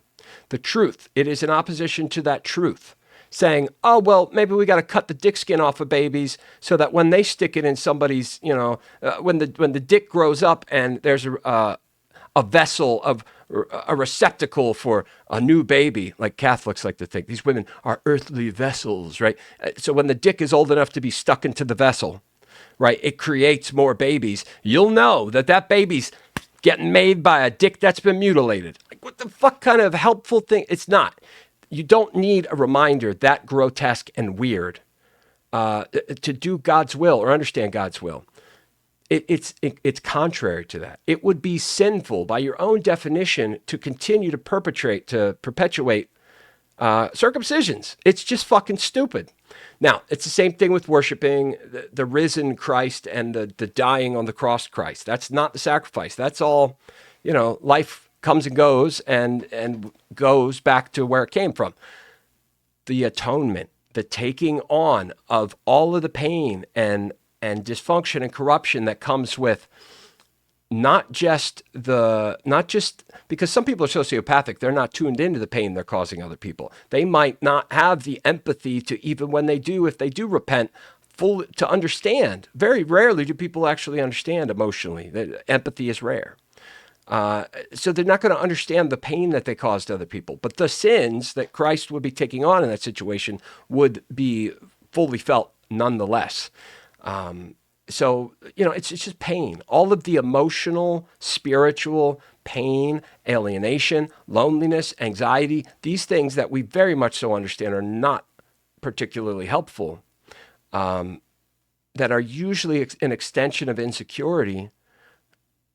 That is what Christ would have taken on. The death was just, some people think it didn't even happen. It's not part of the story. You'd be like, oh my God, that's not, yeah, really, look it up. Like, this is not some, what would you call it? Like unconventional, esoteric. It's not some esoteric read on things. A lot of this gets invented later. And we see, if you're paying attention to these videos here, man, what a heavy hitter. This guy is right on the money each time. We see that most of the stories that we fetishize, like the crucifixion and the resurrection, these come from other stories, myths about religion. And that's why I say we talk about politics and economics and sociology, society and history. We can talk about those things, but it's just an opportunity to get pulled this way, that, and the other. What matters through it all is when people are born into this world and live in their various life stages and ways and places, we're subject to alienation and a desire for familiarity. Again, is desire painful or pleasurable? It's kind of both, maybe more pain than pleasure, but we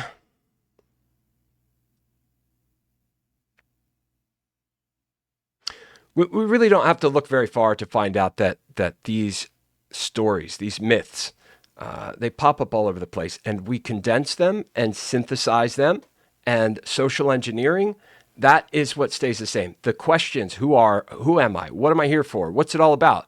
Those are the consistencies that we find in humanity, not the socioeconomic considerations. Those are mutable, they change. The standard that we apply to judge, good, bad, and ugly about those conditions, they're impossible to pin down in a linear way. You really need to make the choice first. And that's why religion is so important. You don't have to believe in Christ, it's not what it's about. It's understanding what that character in the myth embodies and gives us an opportunity, just like a comic book character or Frodo with the ring. It gives us an opportunity to empathize with a plight that is more meaningful than what we're currently in. And we need that as humans. We need to understand a more grand design. It's quite pragmatic to be concerned with the ideal. And Abraham was a cocksucker. He preferred them hatless. As an offering to his Father in heaven, and then circumcises himself, and decreed from that day forward that all of his offspring must also circumcise themselves in honor of Aranos. And El was deified as the star Saturn, Saturday being the same day as the Sabbath. This story is clearly borrowed by the Hebrew scribes for the book of Genesis, when Abraham, who was offering his only begotten son, Isaac, as an offering to El. But in this case, an angel stops him. However, like in the Phoenician myth, it is Abraham who is the first patriarch to circumcise himself and make this a custom among the Israelites for all males. The Israelites had a tendency to synthesize elements from neighboring cultures, and the Phoenicians played a role in this process. The worship of Canaanite deities, including Baal and Asherah, found its way into Israelite religious practices. As described in the Hebrew Bible, these influences can be seen in the biblical narratives of Israelite idolatry and their struggle to remain faithful to only Yahweh. Phoenician expertise in craftsmanship and maritime trade likely influenced the construction of the first temple in Jerusalem, known as the Solomon Temple. Phoenician artisans and materials were involved in the construction, and some architectural and artistic elements may have been influenced by Phoenician styles. The Hebrew Bible contains references to Phoenician cities, such as Tyre and Sidon, and their cultural practices. For example, the story of King Hiram of Tyre collaborating with King Solomon in the building of the temple highlights the close relationship between the Israelites and Phoenicians. The First Temple period in ancient Israel refers to the time when the First Temple, also known as Solomon's Temple, stood in Jerusalem. This period spans between approximately 10th century BCE and Fuck them temples. More fetish, more legalistic fetish that brings people further away to truth, understanding, functionality, development, enjoyment, comprehension. It takes us further from that. Cutting our dick skin off, insisting women play these certain roles in the house, that men are blah, blah, blah, blah, blah. All of these patriarchal myths being perpetrated must have some value that allows us to synthesize further towards the ideal. That's the religion to follow, people. That's the religion we follow anyways. You just haven't logically gotten there yet. We must assess truth best we can and make decisions. Call it something else if you will, but I'll say to make the utilitarian calculus, we should have all of the best information at hand before making that decision, before making that calculus. Especially if you believe in a creator that created you, especially if you believe that this creator is loving and in his embodiment of love. I personally believe that the creator is an embodiment of all things. So when you talk about evil, you're still talking about the creator. And you're also referencing your misunderstanding and ignorance when you use words like evil. I'll use them to make a distinction about people that use that word. You say like transgender people are evil. I'm like, well, you are then evil in turn because it is hypocrisy. That is a word like Nazis and fascists, hypocrisy that is overused. And it's used as a means to bully. It's this new Canadian bread tuber, passive aggressive type of bullying where there's no spine, there's no conviction, and there's no real understanding. So, and I can prove this because they always come, they run in and be like, oh, here's something. This sounds pretty fascist to me, bud. They're so self-assured, but won't make the case. Ever.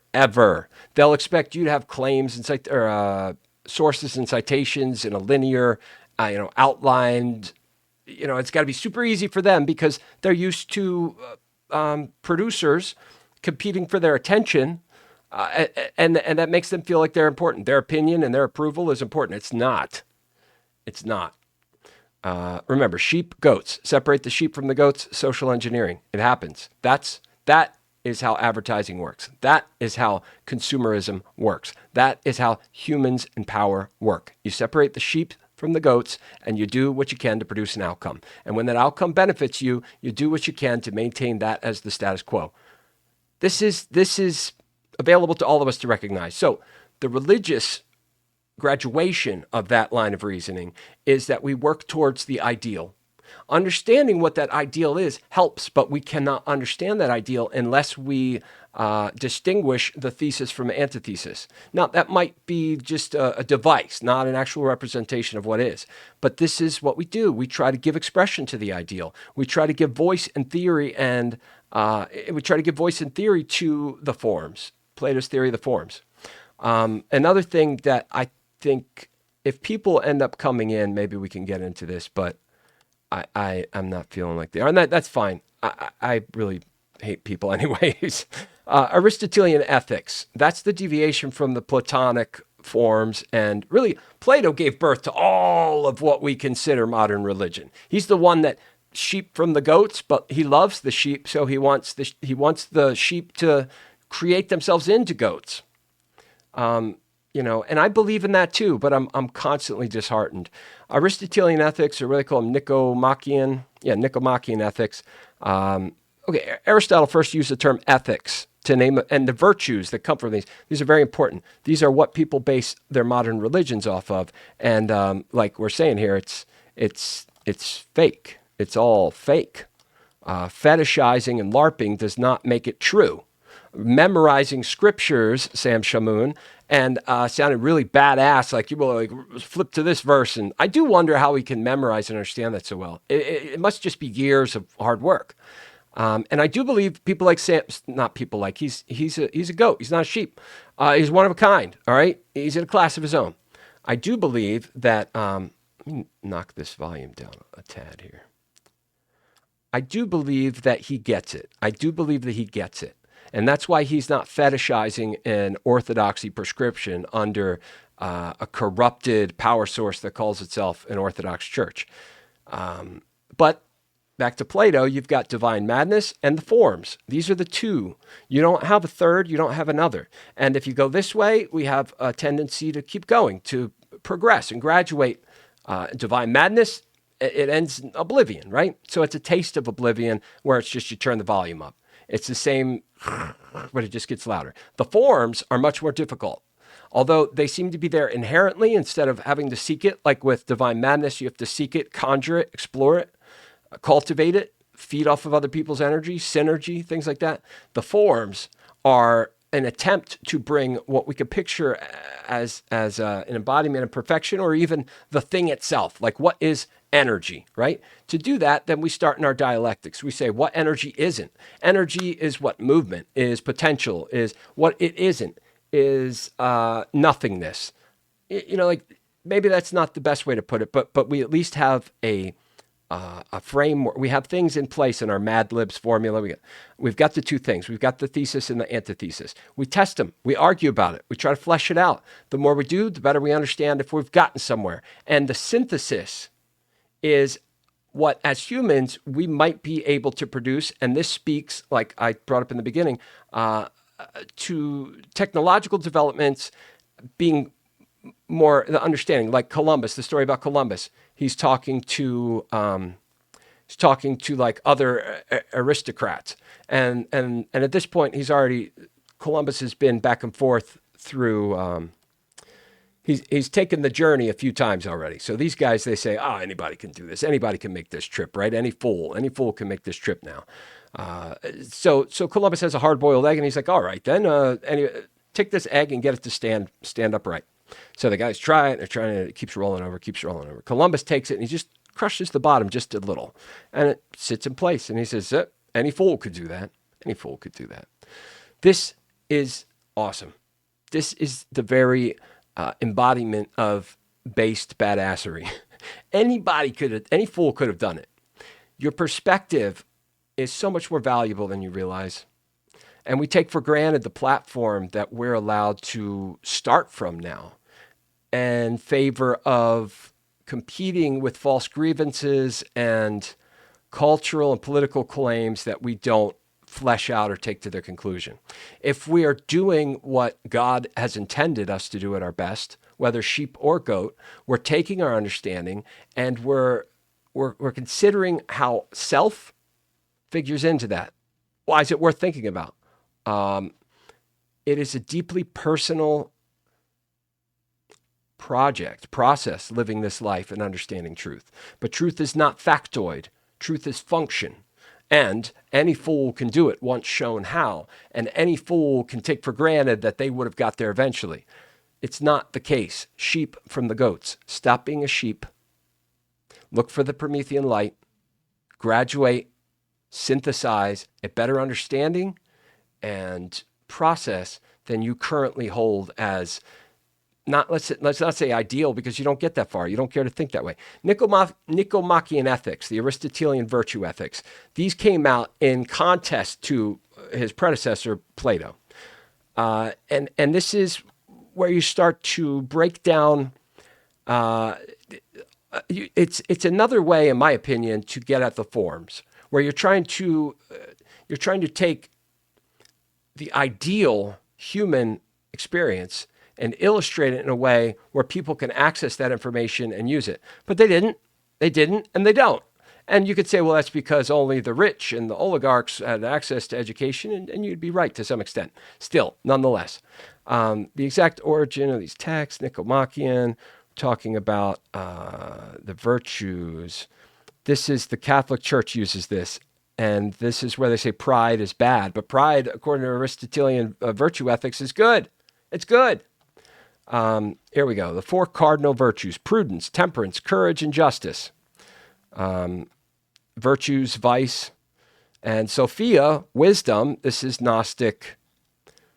This is what Gnosticism is. It's seeking that wisdom, that understanding on the deepest, most idealistic level.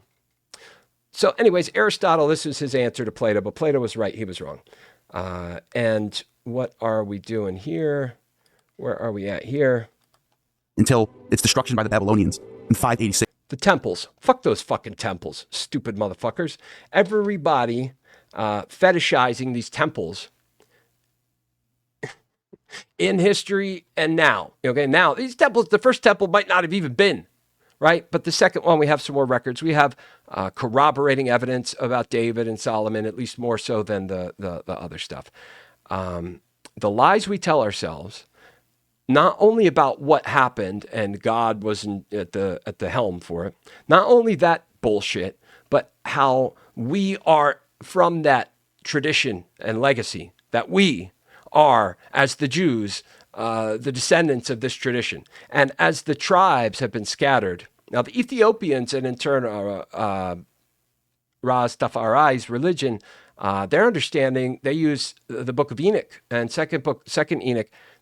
It's very, very interesting. The Ethiopians, if anybody's going to create a lifestyle, a culture, and a tradition that gels with the other myth about the tribes separating, it's them. They get it. And that's why I say Black American churches, Mother Emanuel Episcopal and things like that. Well, there's not a lot of things like that. Black American Christians get it. The Jews don't. Okay, they don't. They're myth fetishizing, law dependent fools that have now, at the logical conclusion, been put into a situation where their identity is based off of the grievance of the Holocaust, which is appropriate. But you, motherfucker, it ain't you. So knowing a grandma or aunt or uncle or someone that went through that's an appropriate part of your culture in history. But I think the takeaway should be stop insulating different little tribes and cults against the threat of a different one or another, rather than entertaining liberalistic, pluralistic, ethical considerations on how to synthesize a better way. And fetishizing these fucking stupid temples as if that's the way you're going to conform with God or something, and saying, oh, it reminds us of our days in the desert in the Exodus, which never fucking happened. And if it did, it happened so long ago. And it's not of God. We can prove this. You shall know them by their fruits. This is the deal. Israel is the culmination of this bad ideology. Extremist, radicalist Islam is the logical. That is the fruit. This is the fruit.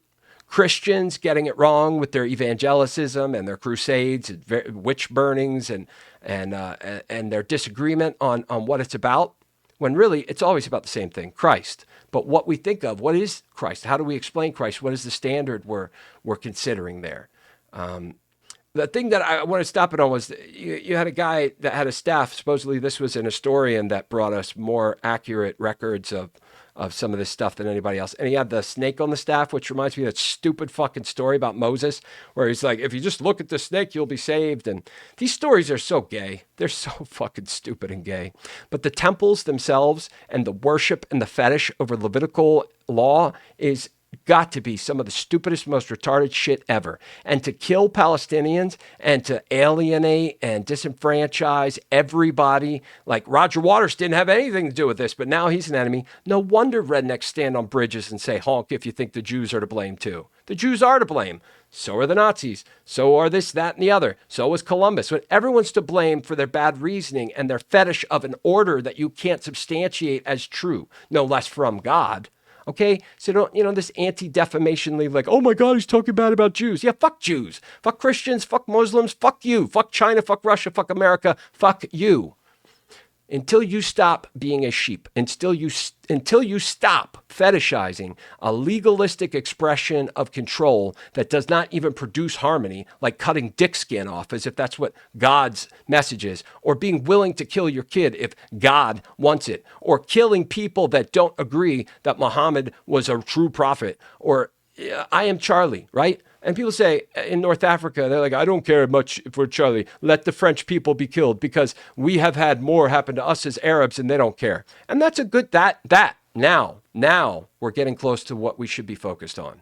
What are people's grievances and complaints? I don't give two fucks about the order that you think is necessary. The order that you think is necessary is a corruption to, if there is such a thing as a creator God, that is a corruption of what divinity we have in us by claiming that this law, this man's law, and this fetishized myth, this LARP exercise that we see playing out with like neo-Marxists, these Canadian bread tubers that are so privileged they get to pretend that people are fascists, you're fascists, when really they just mean patriarchal. That's it.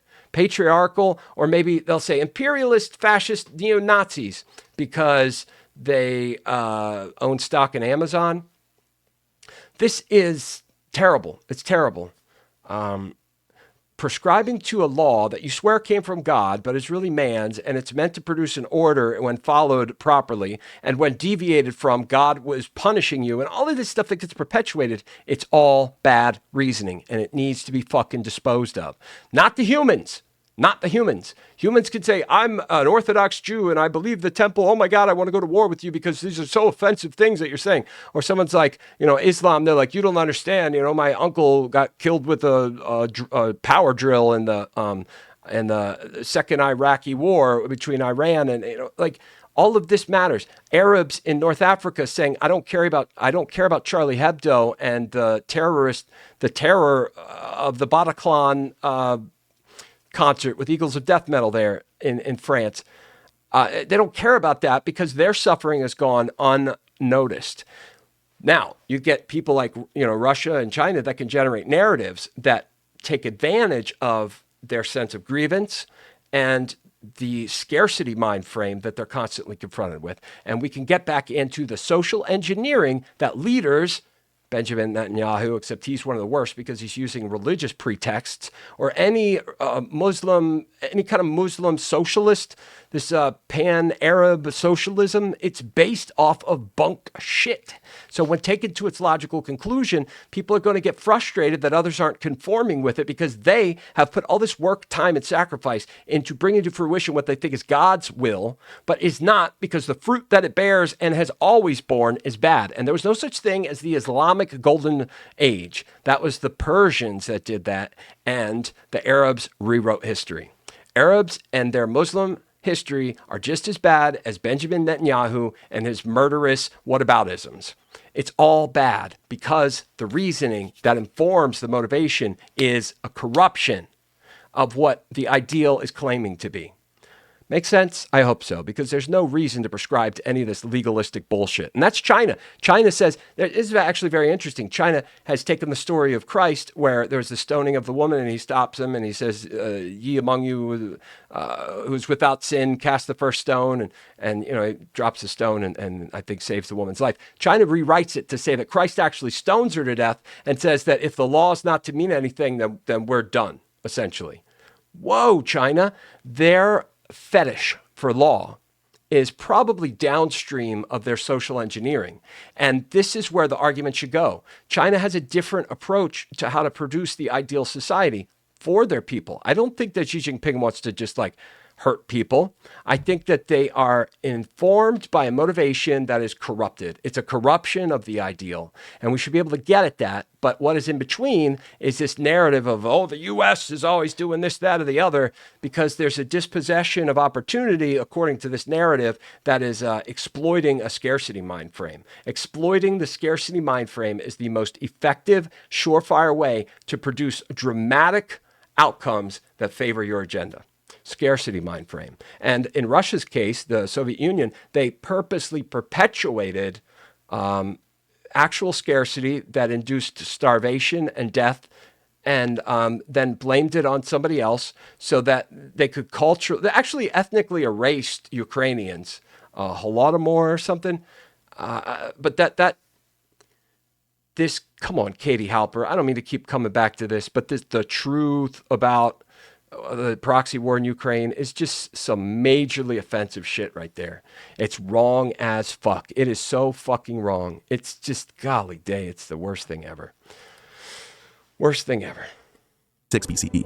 Understanding the religious landscape during this period is complex, and scholarly views vary regarding the extent of polytheistic practices present during this time. The practice of monotheism seems to be only after the Israelites returned back from Babylon in the 5th century. Scholars suggest that polytheistic elements persisted during this period. They argue that while Yahweh may have been regarded as the primary deity, other gods and goddesses were still acknowledged and worshipped alongside Yahweh.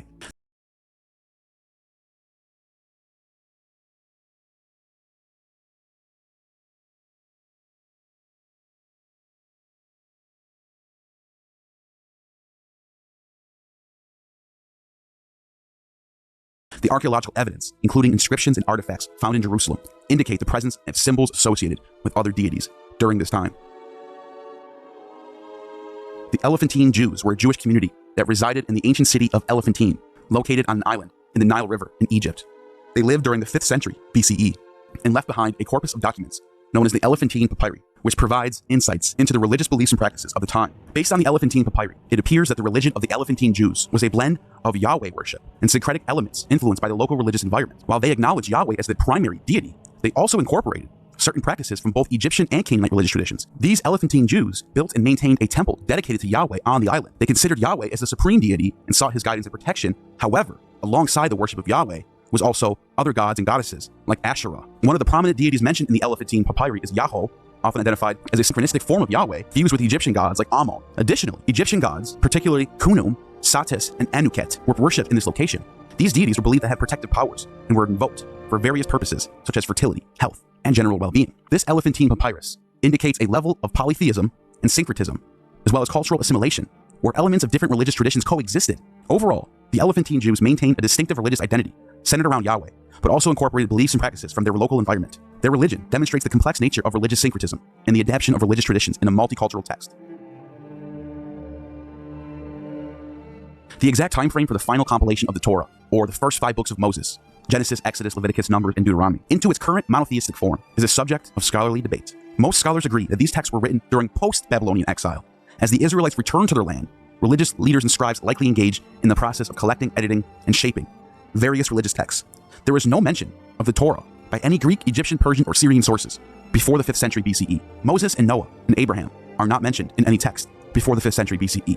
Only the kings like David and Omri show up in some steles. But the stories of the flood, the Exodus, and the 12 tribes of Israel show up in popular culture only after Alexander the Great conquers Persia in the 4th century BCE. There are some scholars who now suggest that the 5 books of Moses were compiled in Alexandria during the Ptolemaic period. Ancient historians like Herodotus, Xenophon, and Thucydides don't even mention Israel in their writings. This suggests that Israel was not a powerful kingdom, just a small city-state. It's possible. If anything at all, I think Neal is being charitable. It's probably nothing. It probably wasn't real at all. And more likely, as Aristotle was a student and compatriot of Plato, and Alexander the Great was a student of Aristotle, the Hellenic tradition was to synthesize.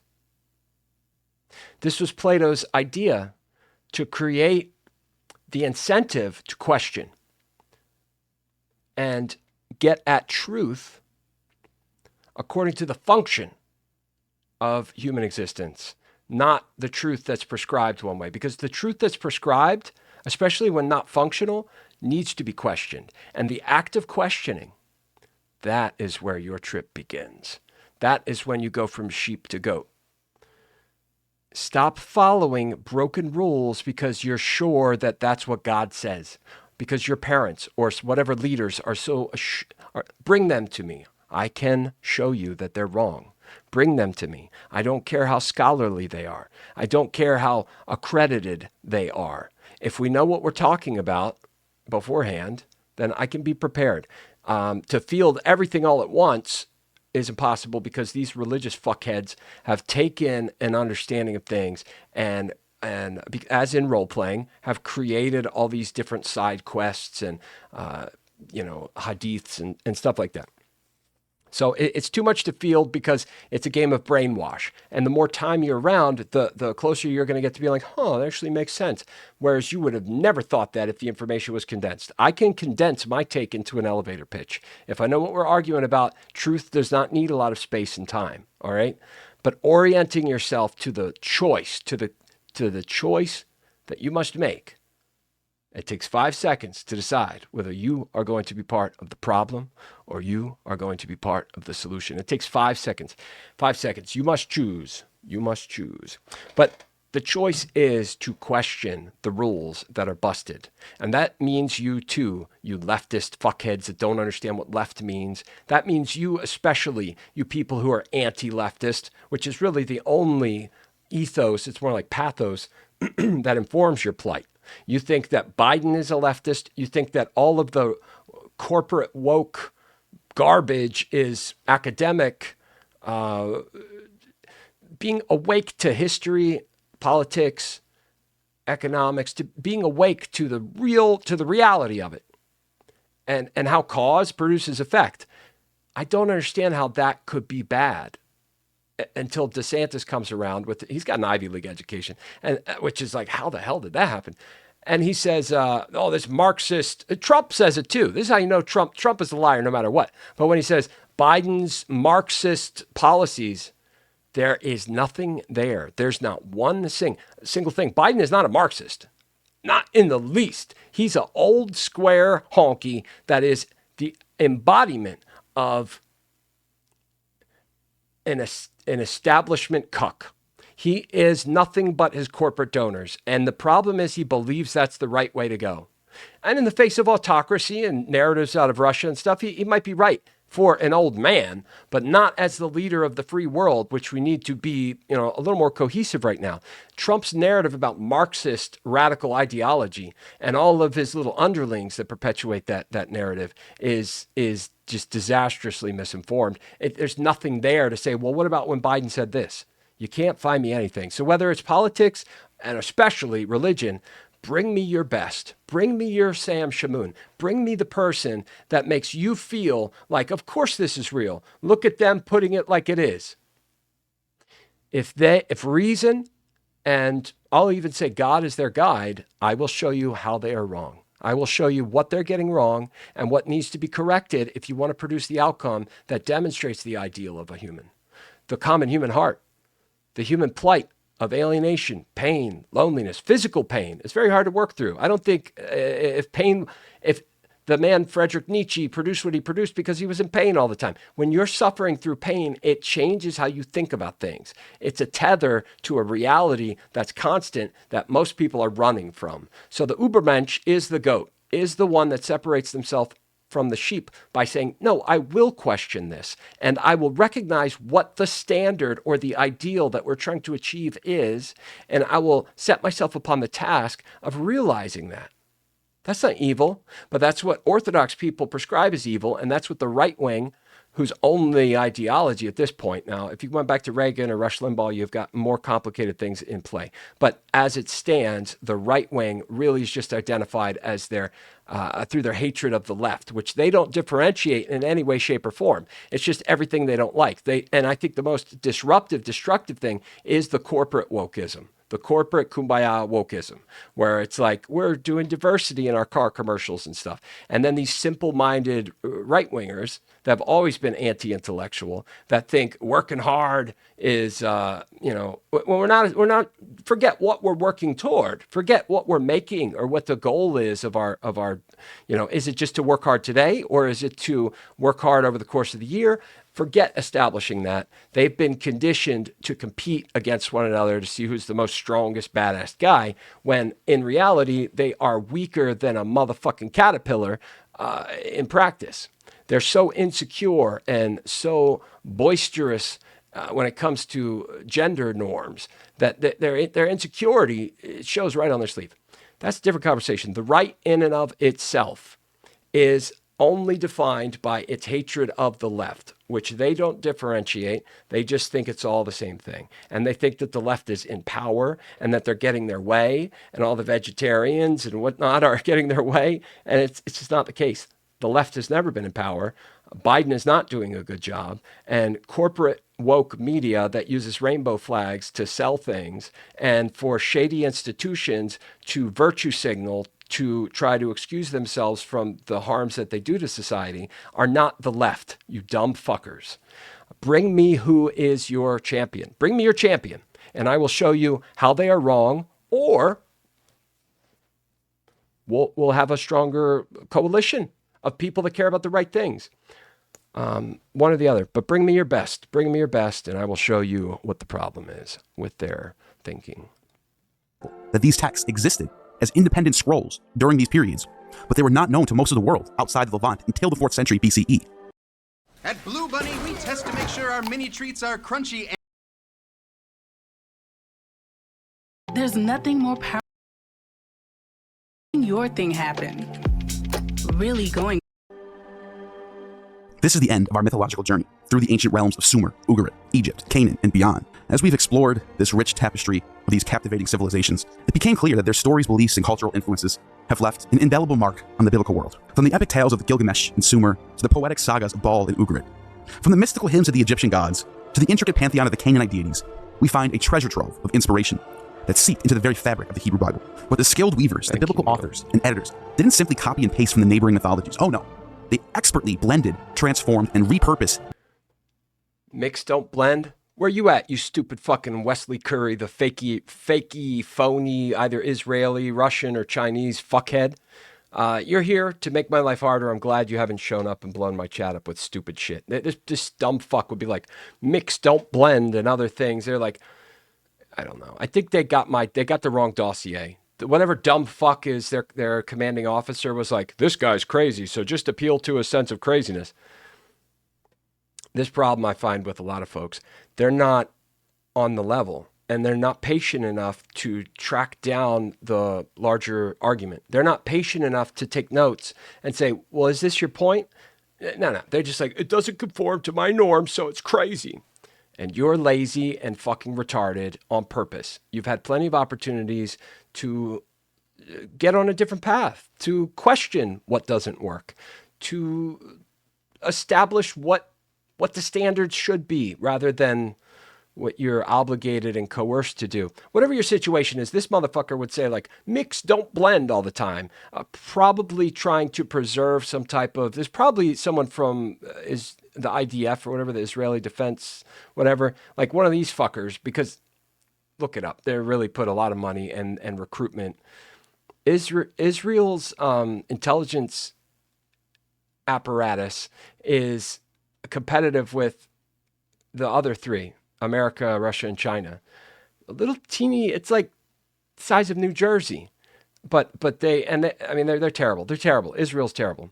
I have a feeling that this person, Wesley Curry, was something, because this idea mix, don't blend means you can retain your whatever cultural dogma, the fetishized bunch of dysfunctional bullshit that you continue to, it's like a dead horse that you're fucking. Everyone's like, well, fucking fuck this horse.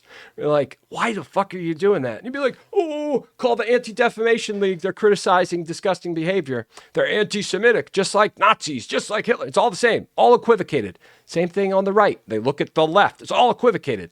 When people whom are trying to see very quickly understand that the difference between the sheep and the goats is never going to be equalized. I wish we could blend. I wish. But mixing so that you can retain your dysfunctional cult, no. I'm going to tear that shit down. You might not see me coming, but I'm tearing it down. And I tried going through with potential friends and allies, but there are none to be found here. They're out there, but the barriers between here and there are guarded and held in a design by, just like power, capital is probably the most direct example of power. But an understanding of networking and such is now a pretty solid contender for the most valued, the highest out of the means of manipulation and influence. This is where it all happens, through here. So, of course, people with bad intentions and an agenda to maintain power and a grip over the influence that they're able to appreciate for effects that they're not willing to take to the logical conclusion. People who have that motivation are most certainly in place now, keeping this realm, the inorganic, contention aggravating bunch of evil that it is. So yeah, mix and blend, and then blend some more. Blend it all together, man. Blend it all together. That's how we work as people. We work best when we're blended together. When we can establish what the ideals and standards that serve us in the ideal most effectively, that's when we are able to, progress as a society. And this tribalistic orientation of left versus right or Nazi versus communist is just really bad. It's really bad, guys. I'm going to put it in your plain English. It's bad, right? It's bad. We got to stop doing that, okay? We got to stop doing that. We got to make a different choice with our agency than the one we keep coming up with.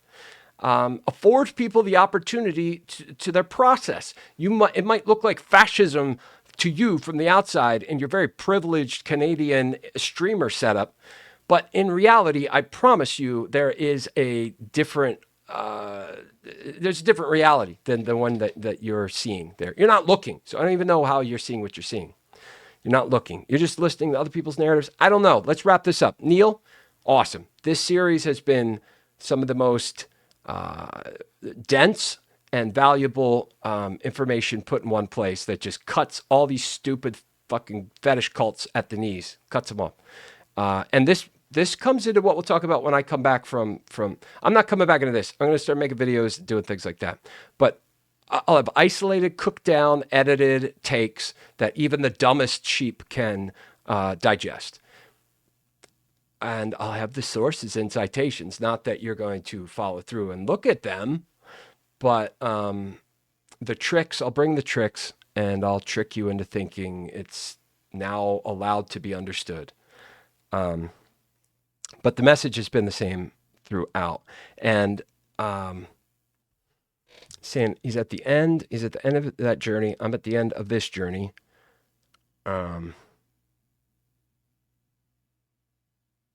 Fuck it. It might come back to me. It might not. Doesn't matter. These ancient narratives, weaving them into a new tapestry of faith, history, and moral guidance. Let me give you one more example before I go. The story of Esther and Mordecai. Esther and Mordecai look a lot like Ishtar and Marduk. The story of Esther and Mordecai has obvious parallels to the story of Ishtar descending into the underworld to save Tammuz from his death. In the story of Ishtar and Tammuz, Tammuz is taken down to the underworld, the lover of Ishtar.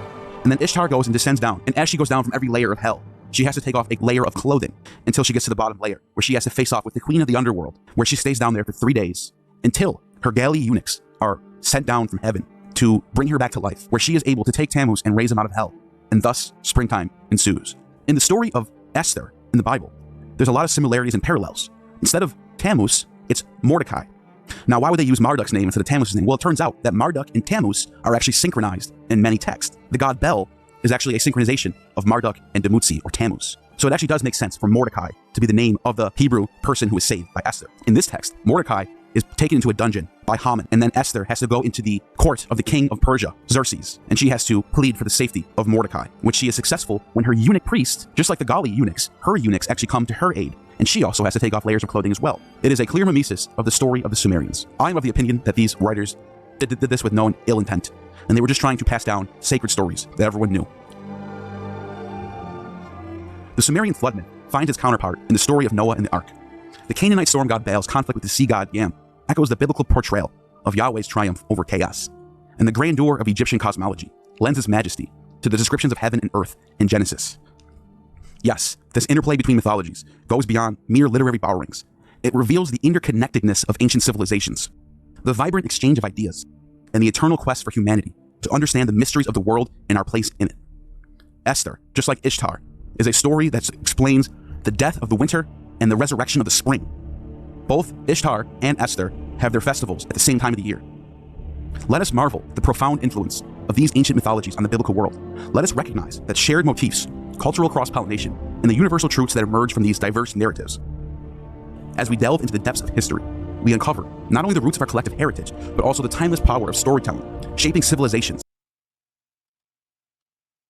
Universal truths, my friends. That is what it's about. And shaping our very identities. So, dear viewers, as we bid farewell to this mythological odyssey, let us carry with us the wisdom and wonder of these ancient tales. And may we continue to explore, question, and appreciate the incredible tapestry of human imagination that binds us across time and space. Thank you for joining us on this illuminating journey. Until our paths cross again, keep seeking gnosis and embracing the marvels of our shared human story. Stay curious, stay inspired by the muse, and keep weaving your own mythological tapestry. You have just attained true gnosis. Boom, bitch, boom. That's the way that shit goes. Sitting around, jerking off about some legalistic, misread, misinterpretation, bad history, and groupthink. That's what you use to establish your rules? That's what you use to establish your purpose? Or your purpose is, I ain't got time to think about it, but you hate the left nonetheless. So you have ideologies, you're just not in control of them? Yeah, that's pretty much it. Now, you could say, I don't understand what you're saying, the big words. You don't understand what I'm saying because you don't want to understand. And if you made it to this point, then you might want to understand. But I know I'm talking to nobody. This is for posterity. This is for technicality's sake. To synthesize a better understanding requires understanding. It requires choice. It requires conviction. And you can't just get that through feeling or impression alone. It should be solid. It should be built, and it should be portable. We should be able to pass it down to our children, to the next generation. We should be able to share it with anybody else who seeks. But the difference between the sheep and the goats and separating them is what leaders in power will continue to do. They will continue to do this, and they will continue to influence you, yes, you, to produce the outcomes that favor power and the status quo that has been in effect forever. You can explain the status quo by understanding that leaders do see the difference between sheep and goats. And the closer someone is to an actual goat, the more of an outcome they can produce. When they assume providential right to that outcome, that's when you get things like the Nazis and the modern state of Israel. Amen. Now, in my absence, if you really care about this stuff, then here's what you need to do. William Barber. Let's make sure this is showing up on screen here. William Barber. William J. Barber II, born August 30th, 1963, is an American Protestant minister, social activist, professor in the practice of public theology and public policy, and founding director of the Center for Public Theology and Public Policy at Yale Divinity School. I like Yale. Yale is good. They've got fantastic open courses on YouTube, right here on YouTube. Check them out. Professor Ian Shapiro has he's got 2 courses that I highly encourage anybody even remotely interested in reality as politics and our future and the economy, things like that. If you're even remotely interested in that, which you probably are if you're on YouTube watching essays about this, that, and the other, attend these online courses. One is Power and Politics in the Modern Age, and the other is It's like the moral foundations of liberalism, something like that. There are 2 courses by Professor Shapiro, Ian Shapiro. Yale open courses. They I think 16 courses, each is an hour. Put them on speed and a half, or just do one. Just do one until you got time to come back and do another, because each one, I guarantee, will move you towards a better understanding. And this whole left, right, oh, that's leftist, or that's, that is a problem. So seeing through the bias is very difficult. And as I've attempted to do this over the past year, I have found very few people that fit that bill. Very, very few people. And I'm sure there are more out there, but why the individuals that I highlight are so significant is that they are taking their gift, their sight, their comprehension, and their another gift for articulation, not only of self, but of self accordingly to others in a way that they could connect to your understanding of self. If you can speak publicly, if you can organize your thoughts in a meaningful and even better, powerful, profound way, and share that, and do that in good faith, in hopes of drawing a meaningful coalition to a cause or an ideal that we have yet to establish, then you're one of the best. You're one of the best out here. If I've said your name over the past year, if I've written your name down, you're in an elite class of powerfully valuable people to humans, to the rest of us. But most individuals who can see, that can speak for themselves, at least continue to attempt to do so, they're not going to do this for you. They're doing it for themselves, and they're doing it for the outcomes that they've already objectified. You and your misunderstanding and your aversion to behavior that is actually really fun, but you would call unhinged, is maybe the first thing you should work on.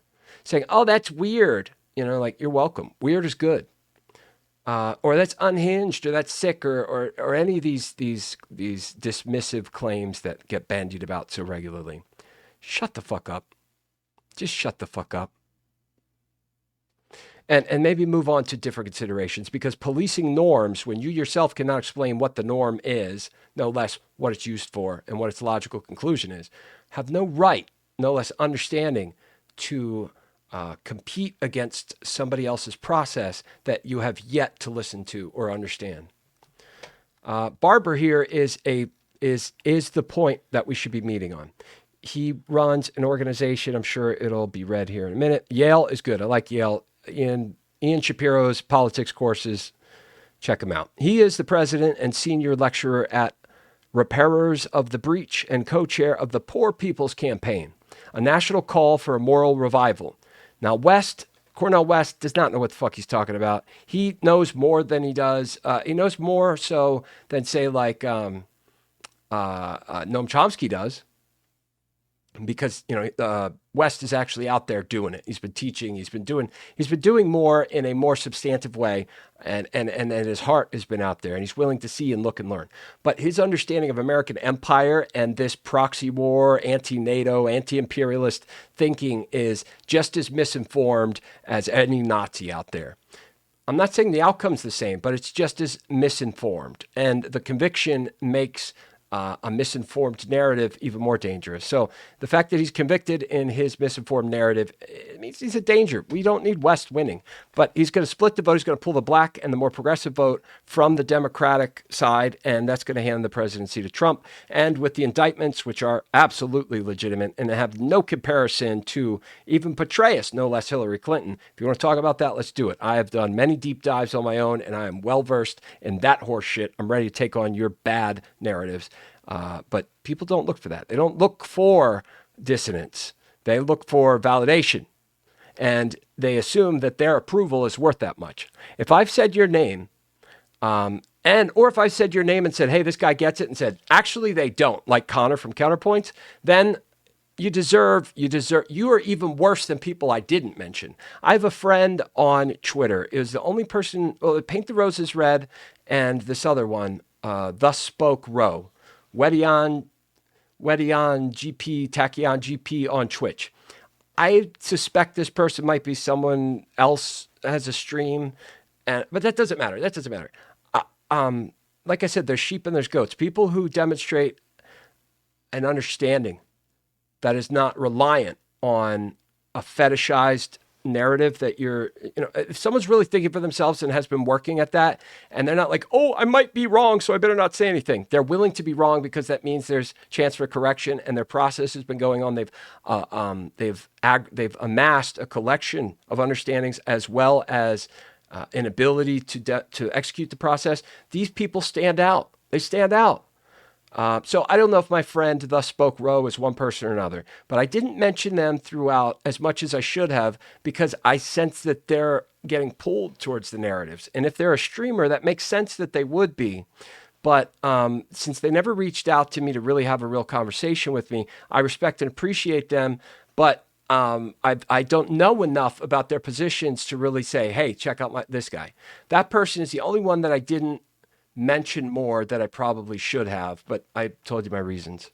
Otherwise, you got Vlad Vexler, you got the plastic pills guy, whatever his real name is. I don't want to be responsible for missing anybody's name. Dylan Burns, Loner Box.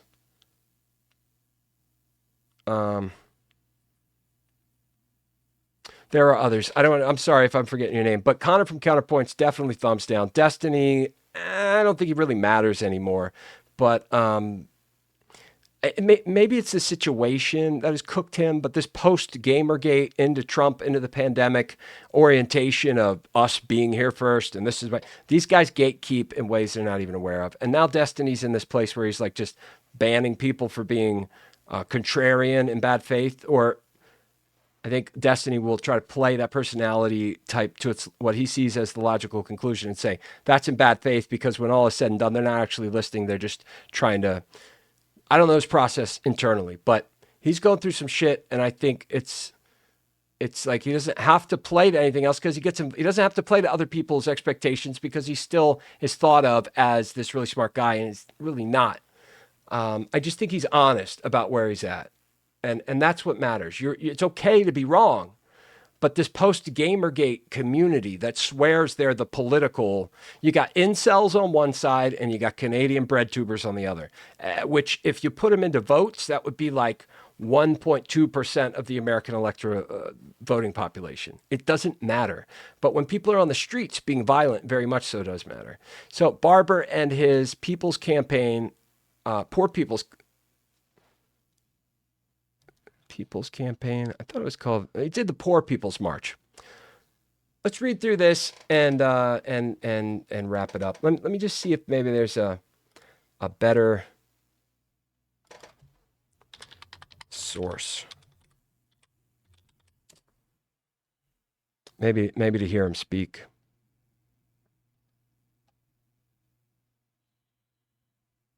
Whoa. Retires from church service. Yeah, and tomorrow's Juneteenth. All right, well, let's see. Let's listen to some leftist news, right? They call CNN leftist. Fucking idiots.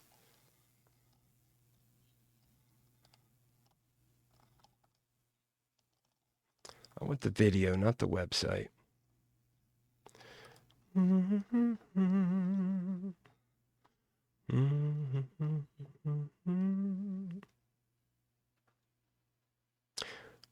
That's 34 seconds.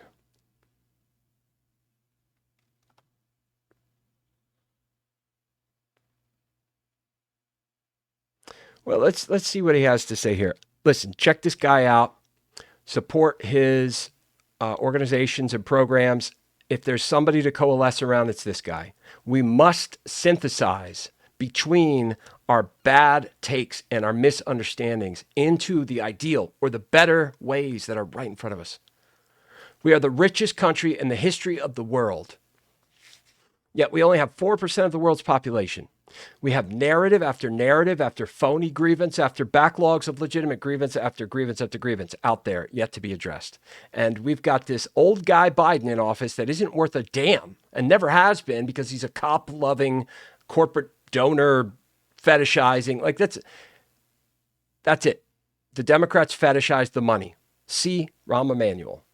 I mean, that's the deal. But Barber's a good guy. You could coalesce around him, and we need to synthesize between this left-right confusion. As the problems are very, very simple. We don't have to take care of every homeless drug addict like that in a straightforward way. We must synthesize solutions for those problems. We should find and address the cause, not police the effect through 5 filters of partisan, biased sensationalism. Right? Like, this shouldn't be very difficult to believe. We shouldn't believe Katie Halper and her failed hippies when they talk about Ukraine as a proxy war and completely ignore the plight of the Ukrainians going back hundreds of years. Crimea was theirs before Catherine the Great took it. Khrushchev gave it back to mark a sign of good faith. If the U.S. is guilty of some of the crimes that people levy against them, so be it. But the one that I could say is after Khrushchev decided to open up to the West, thereby losing China's loyalty, they started to call him a revisionist and worse. They turned on him. We as the West were skeptical, and we had, as I've talked about before, the CIA, the contest between KGB and CIA had. It wasn't a very easy situation to bridge a gap upon. But Khrushchev gave back Crimea to Ukraine. Look into that history, okay? Because anyone that says that Ukraine actually used to be part of the Soviet Union, they're one big country, doesn't know what they're talking about. They're buying into a narrative that has been put out there to produce an outcome that favors someone who looks at himself as a sheep and as a goat, and the rest are sheep, and the outcome that he wants, Putin, is a neo-czarist legacy. He's going to die one day soon. He's getting older. He's done all this setup. He wants to see it come to fruition. It has nothing to do with NATO encroachment. And NATO would not need to be a thing if the Soviet Union and Russia weren't such a disastrously offensive fucking mess that just plays off of divisions around the world so they can get back at the U.S. You know, the story is what it is. So Katie Halper and her failed hippies and their bad poisoned narratives, don't coalesce around stuff like that. Don't worry about the left, right. Sam Cedars entertaining and all. Emma Viglin's smart. You know, Bradley Alsop seems to be a good guy. Matlack is not. But that is really just more of that left-right same, where they take a silly example of someone being a bad right-winger, and they're like, ha, ha, ha, look at that, look at that, look at that. Very, very interesting interview on David Pakman's show. Writer, I think the guy's last name is Peck. It's about not just the development of conservative talk radio, but what comes after that and why we have the orientations that we do and why independent media needs to be our future, but why it won't be. The incentive for the left and their media was to talk to a demographic that's essentially the Tim and Eric demographic. So silliness and absurdity and sarcasm, satire was the means to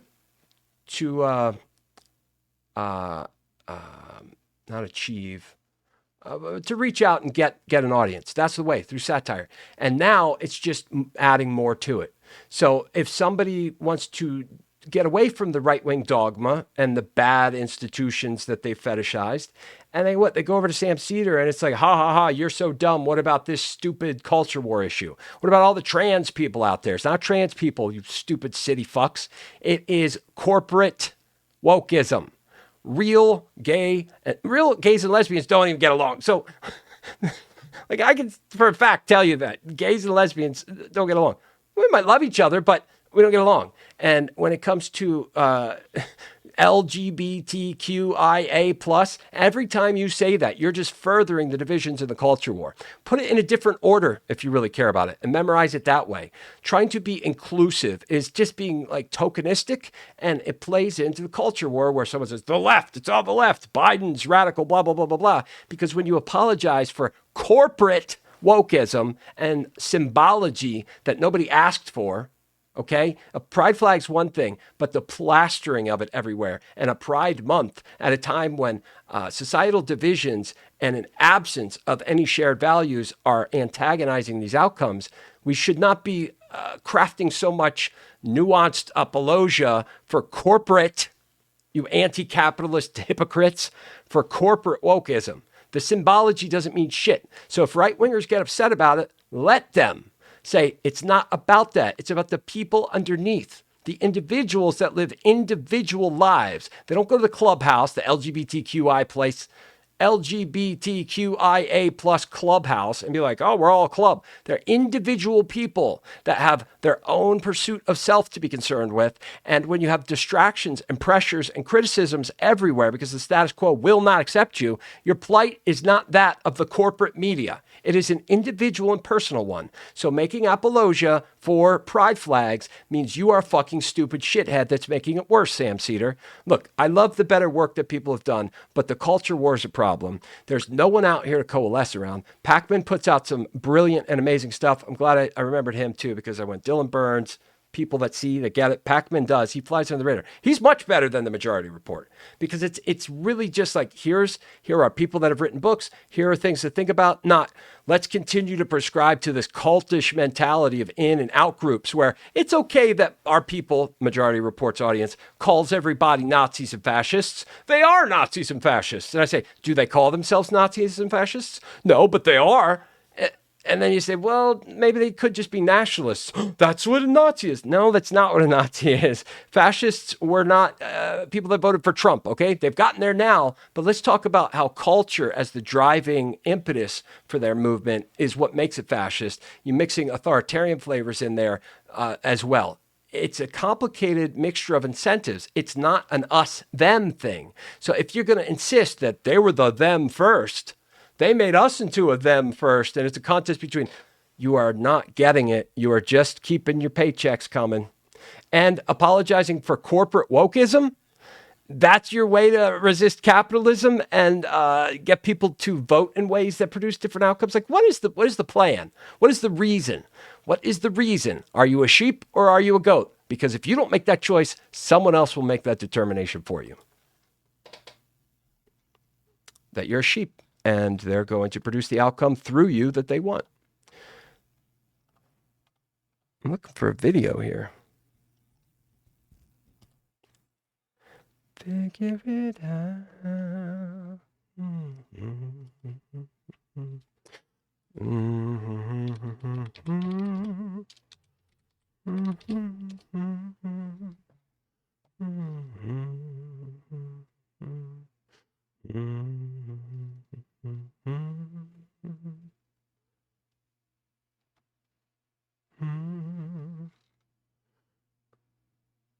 How long is this? All right, well, check it out. Learn, listen. This will be our last Southern strategy. Our last time together here. Last opportunity to talk to me. Yes, YouTuber, ultimate Judeo-Christian. Bye, my friend. Thanks for coming by. I wish we could have, if you're still there, we can engage on a little bit of religious argument. I wish there was such a thing as a chat to say goodbye to today. But look, I'm going to finish this video. If you're still here, which I assume the bye means you're not, I appreciate you coming by. And you gave me a like. That's so sweet. Let's see here. You got a channel to follow? Thank you. I assume you're gone. But look, man, I can't believe I missed that. It must have been in the past rant and rave I was exercising here. Let's listen to this thing. I assume this is Barber talking. Narrative of religious nationalism, which yeah, let's listen to Barber. And man, I would love to have talked religion with you. Thank you for coming by. That really impresses me. The real human. I just, there are so many gates and filters between us. When real connections can be made out here, I think we should build on them. I might want to take you to task over fetishization of dogmatic institutions, but I do so in good faith. So, all right, here we go. Here's Barber. Let's listen, learn, and then we're going to call it a night.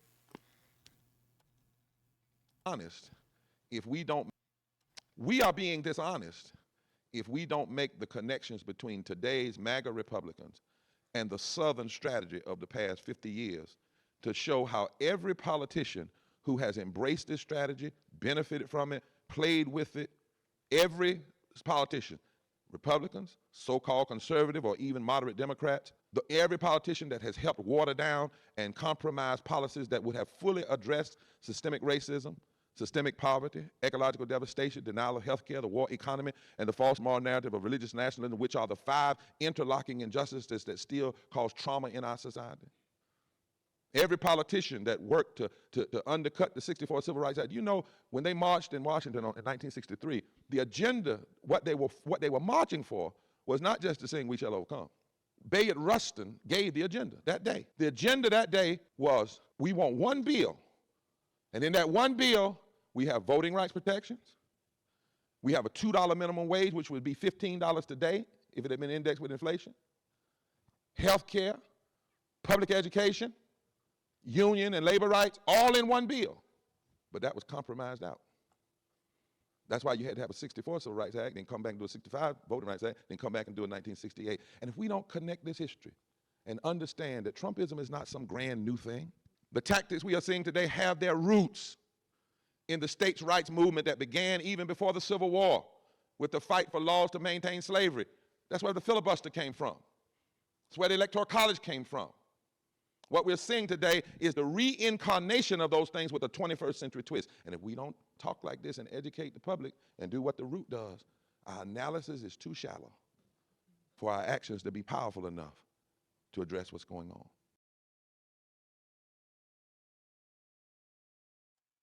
Although I would take him to task on some of the economic reforms, like minimum wage, union and workers' rights, we need to argue these things. And we need to understand if, when taken to their logical conclusion, they are going to help or hurt according to the values, and I'll even give you virtues, okay? Let's argue and see if these things hold up to and stand up to righteous scrutiny. Until then, my friends, this has been an experience, truly an experience. Let us all give thanks to the gift that is the new Queens of the Stone Age album.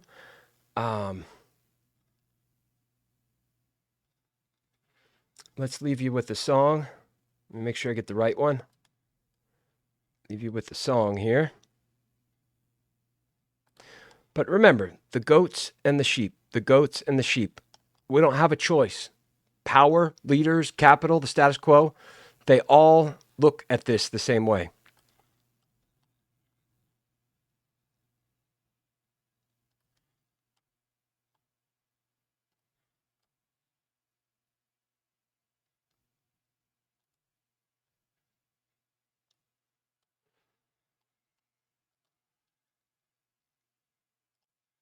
Yeah, they all look at it the same way. They are looking for the point of leverage. They're looking for the opportunity to affect security for themselves in the agenda that they think is. People get all kinds of twisted and mixed up about what people need them to do for them. What I believe people need to do for me is do for themselves. And establishing what the goals, the objectives, the reasons are. And if they stand up to scrutiny, or do they divide us even more? Understanding what our shared values are, no less should be. And if we can establish, an evolution of normative values, considering if that evolution will undermine the base that we're building on. We must synthesize the ideal. We must create the ideal out of what is there, not what we believe has been told to people that were never really here to begin with. And the crazy, you think I talk crazy? Consider the labyrinthine route of religious history, particularly in America, when it became a contest of entertainment and compulsion. God bless John Edwards, the revivalist. I really, really like him. I like his work. I don't like his best friend, Aaron Burr Sr.'s kid, but John Edwards and the revivalist tradition is a good one. The puritanical roots of English colonies, not so much. Anyways, sheep and the goat. got to decide, baby.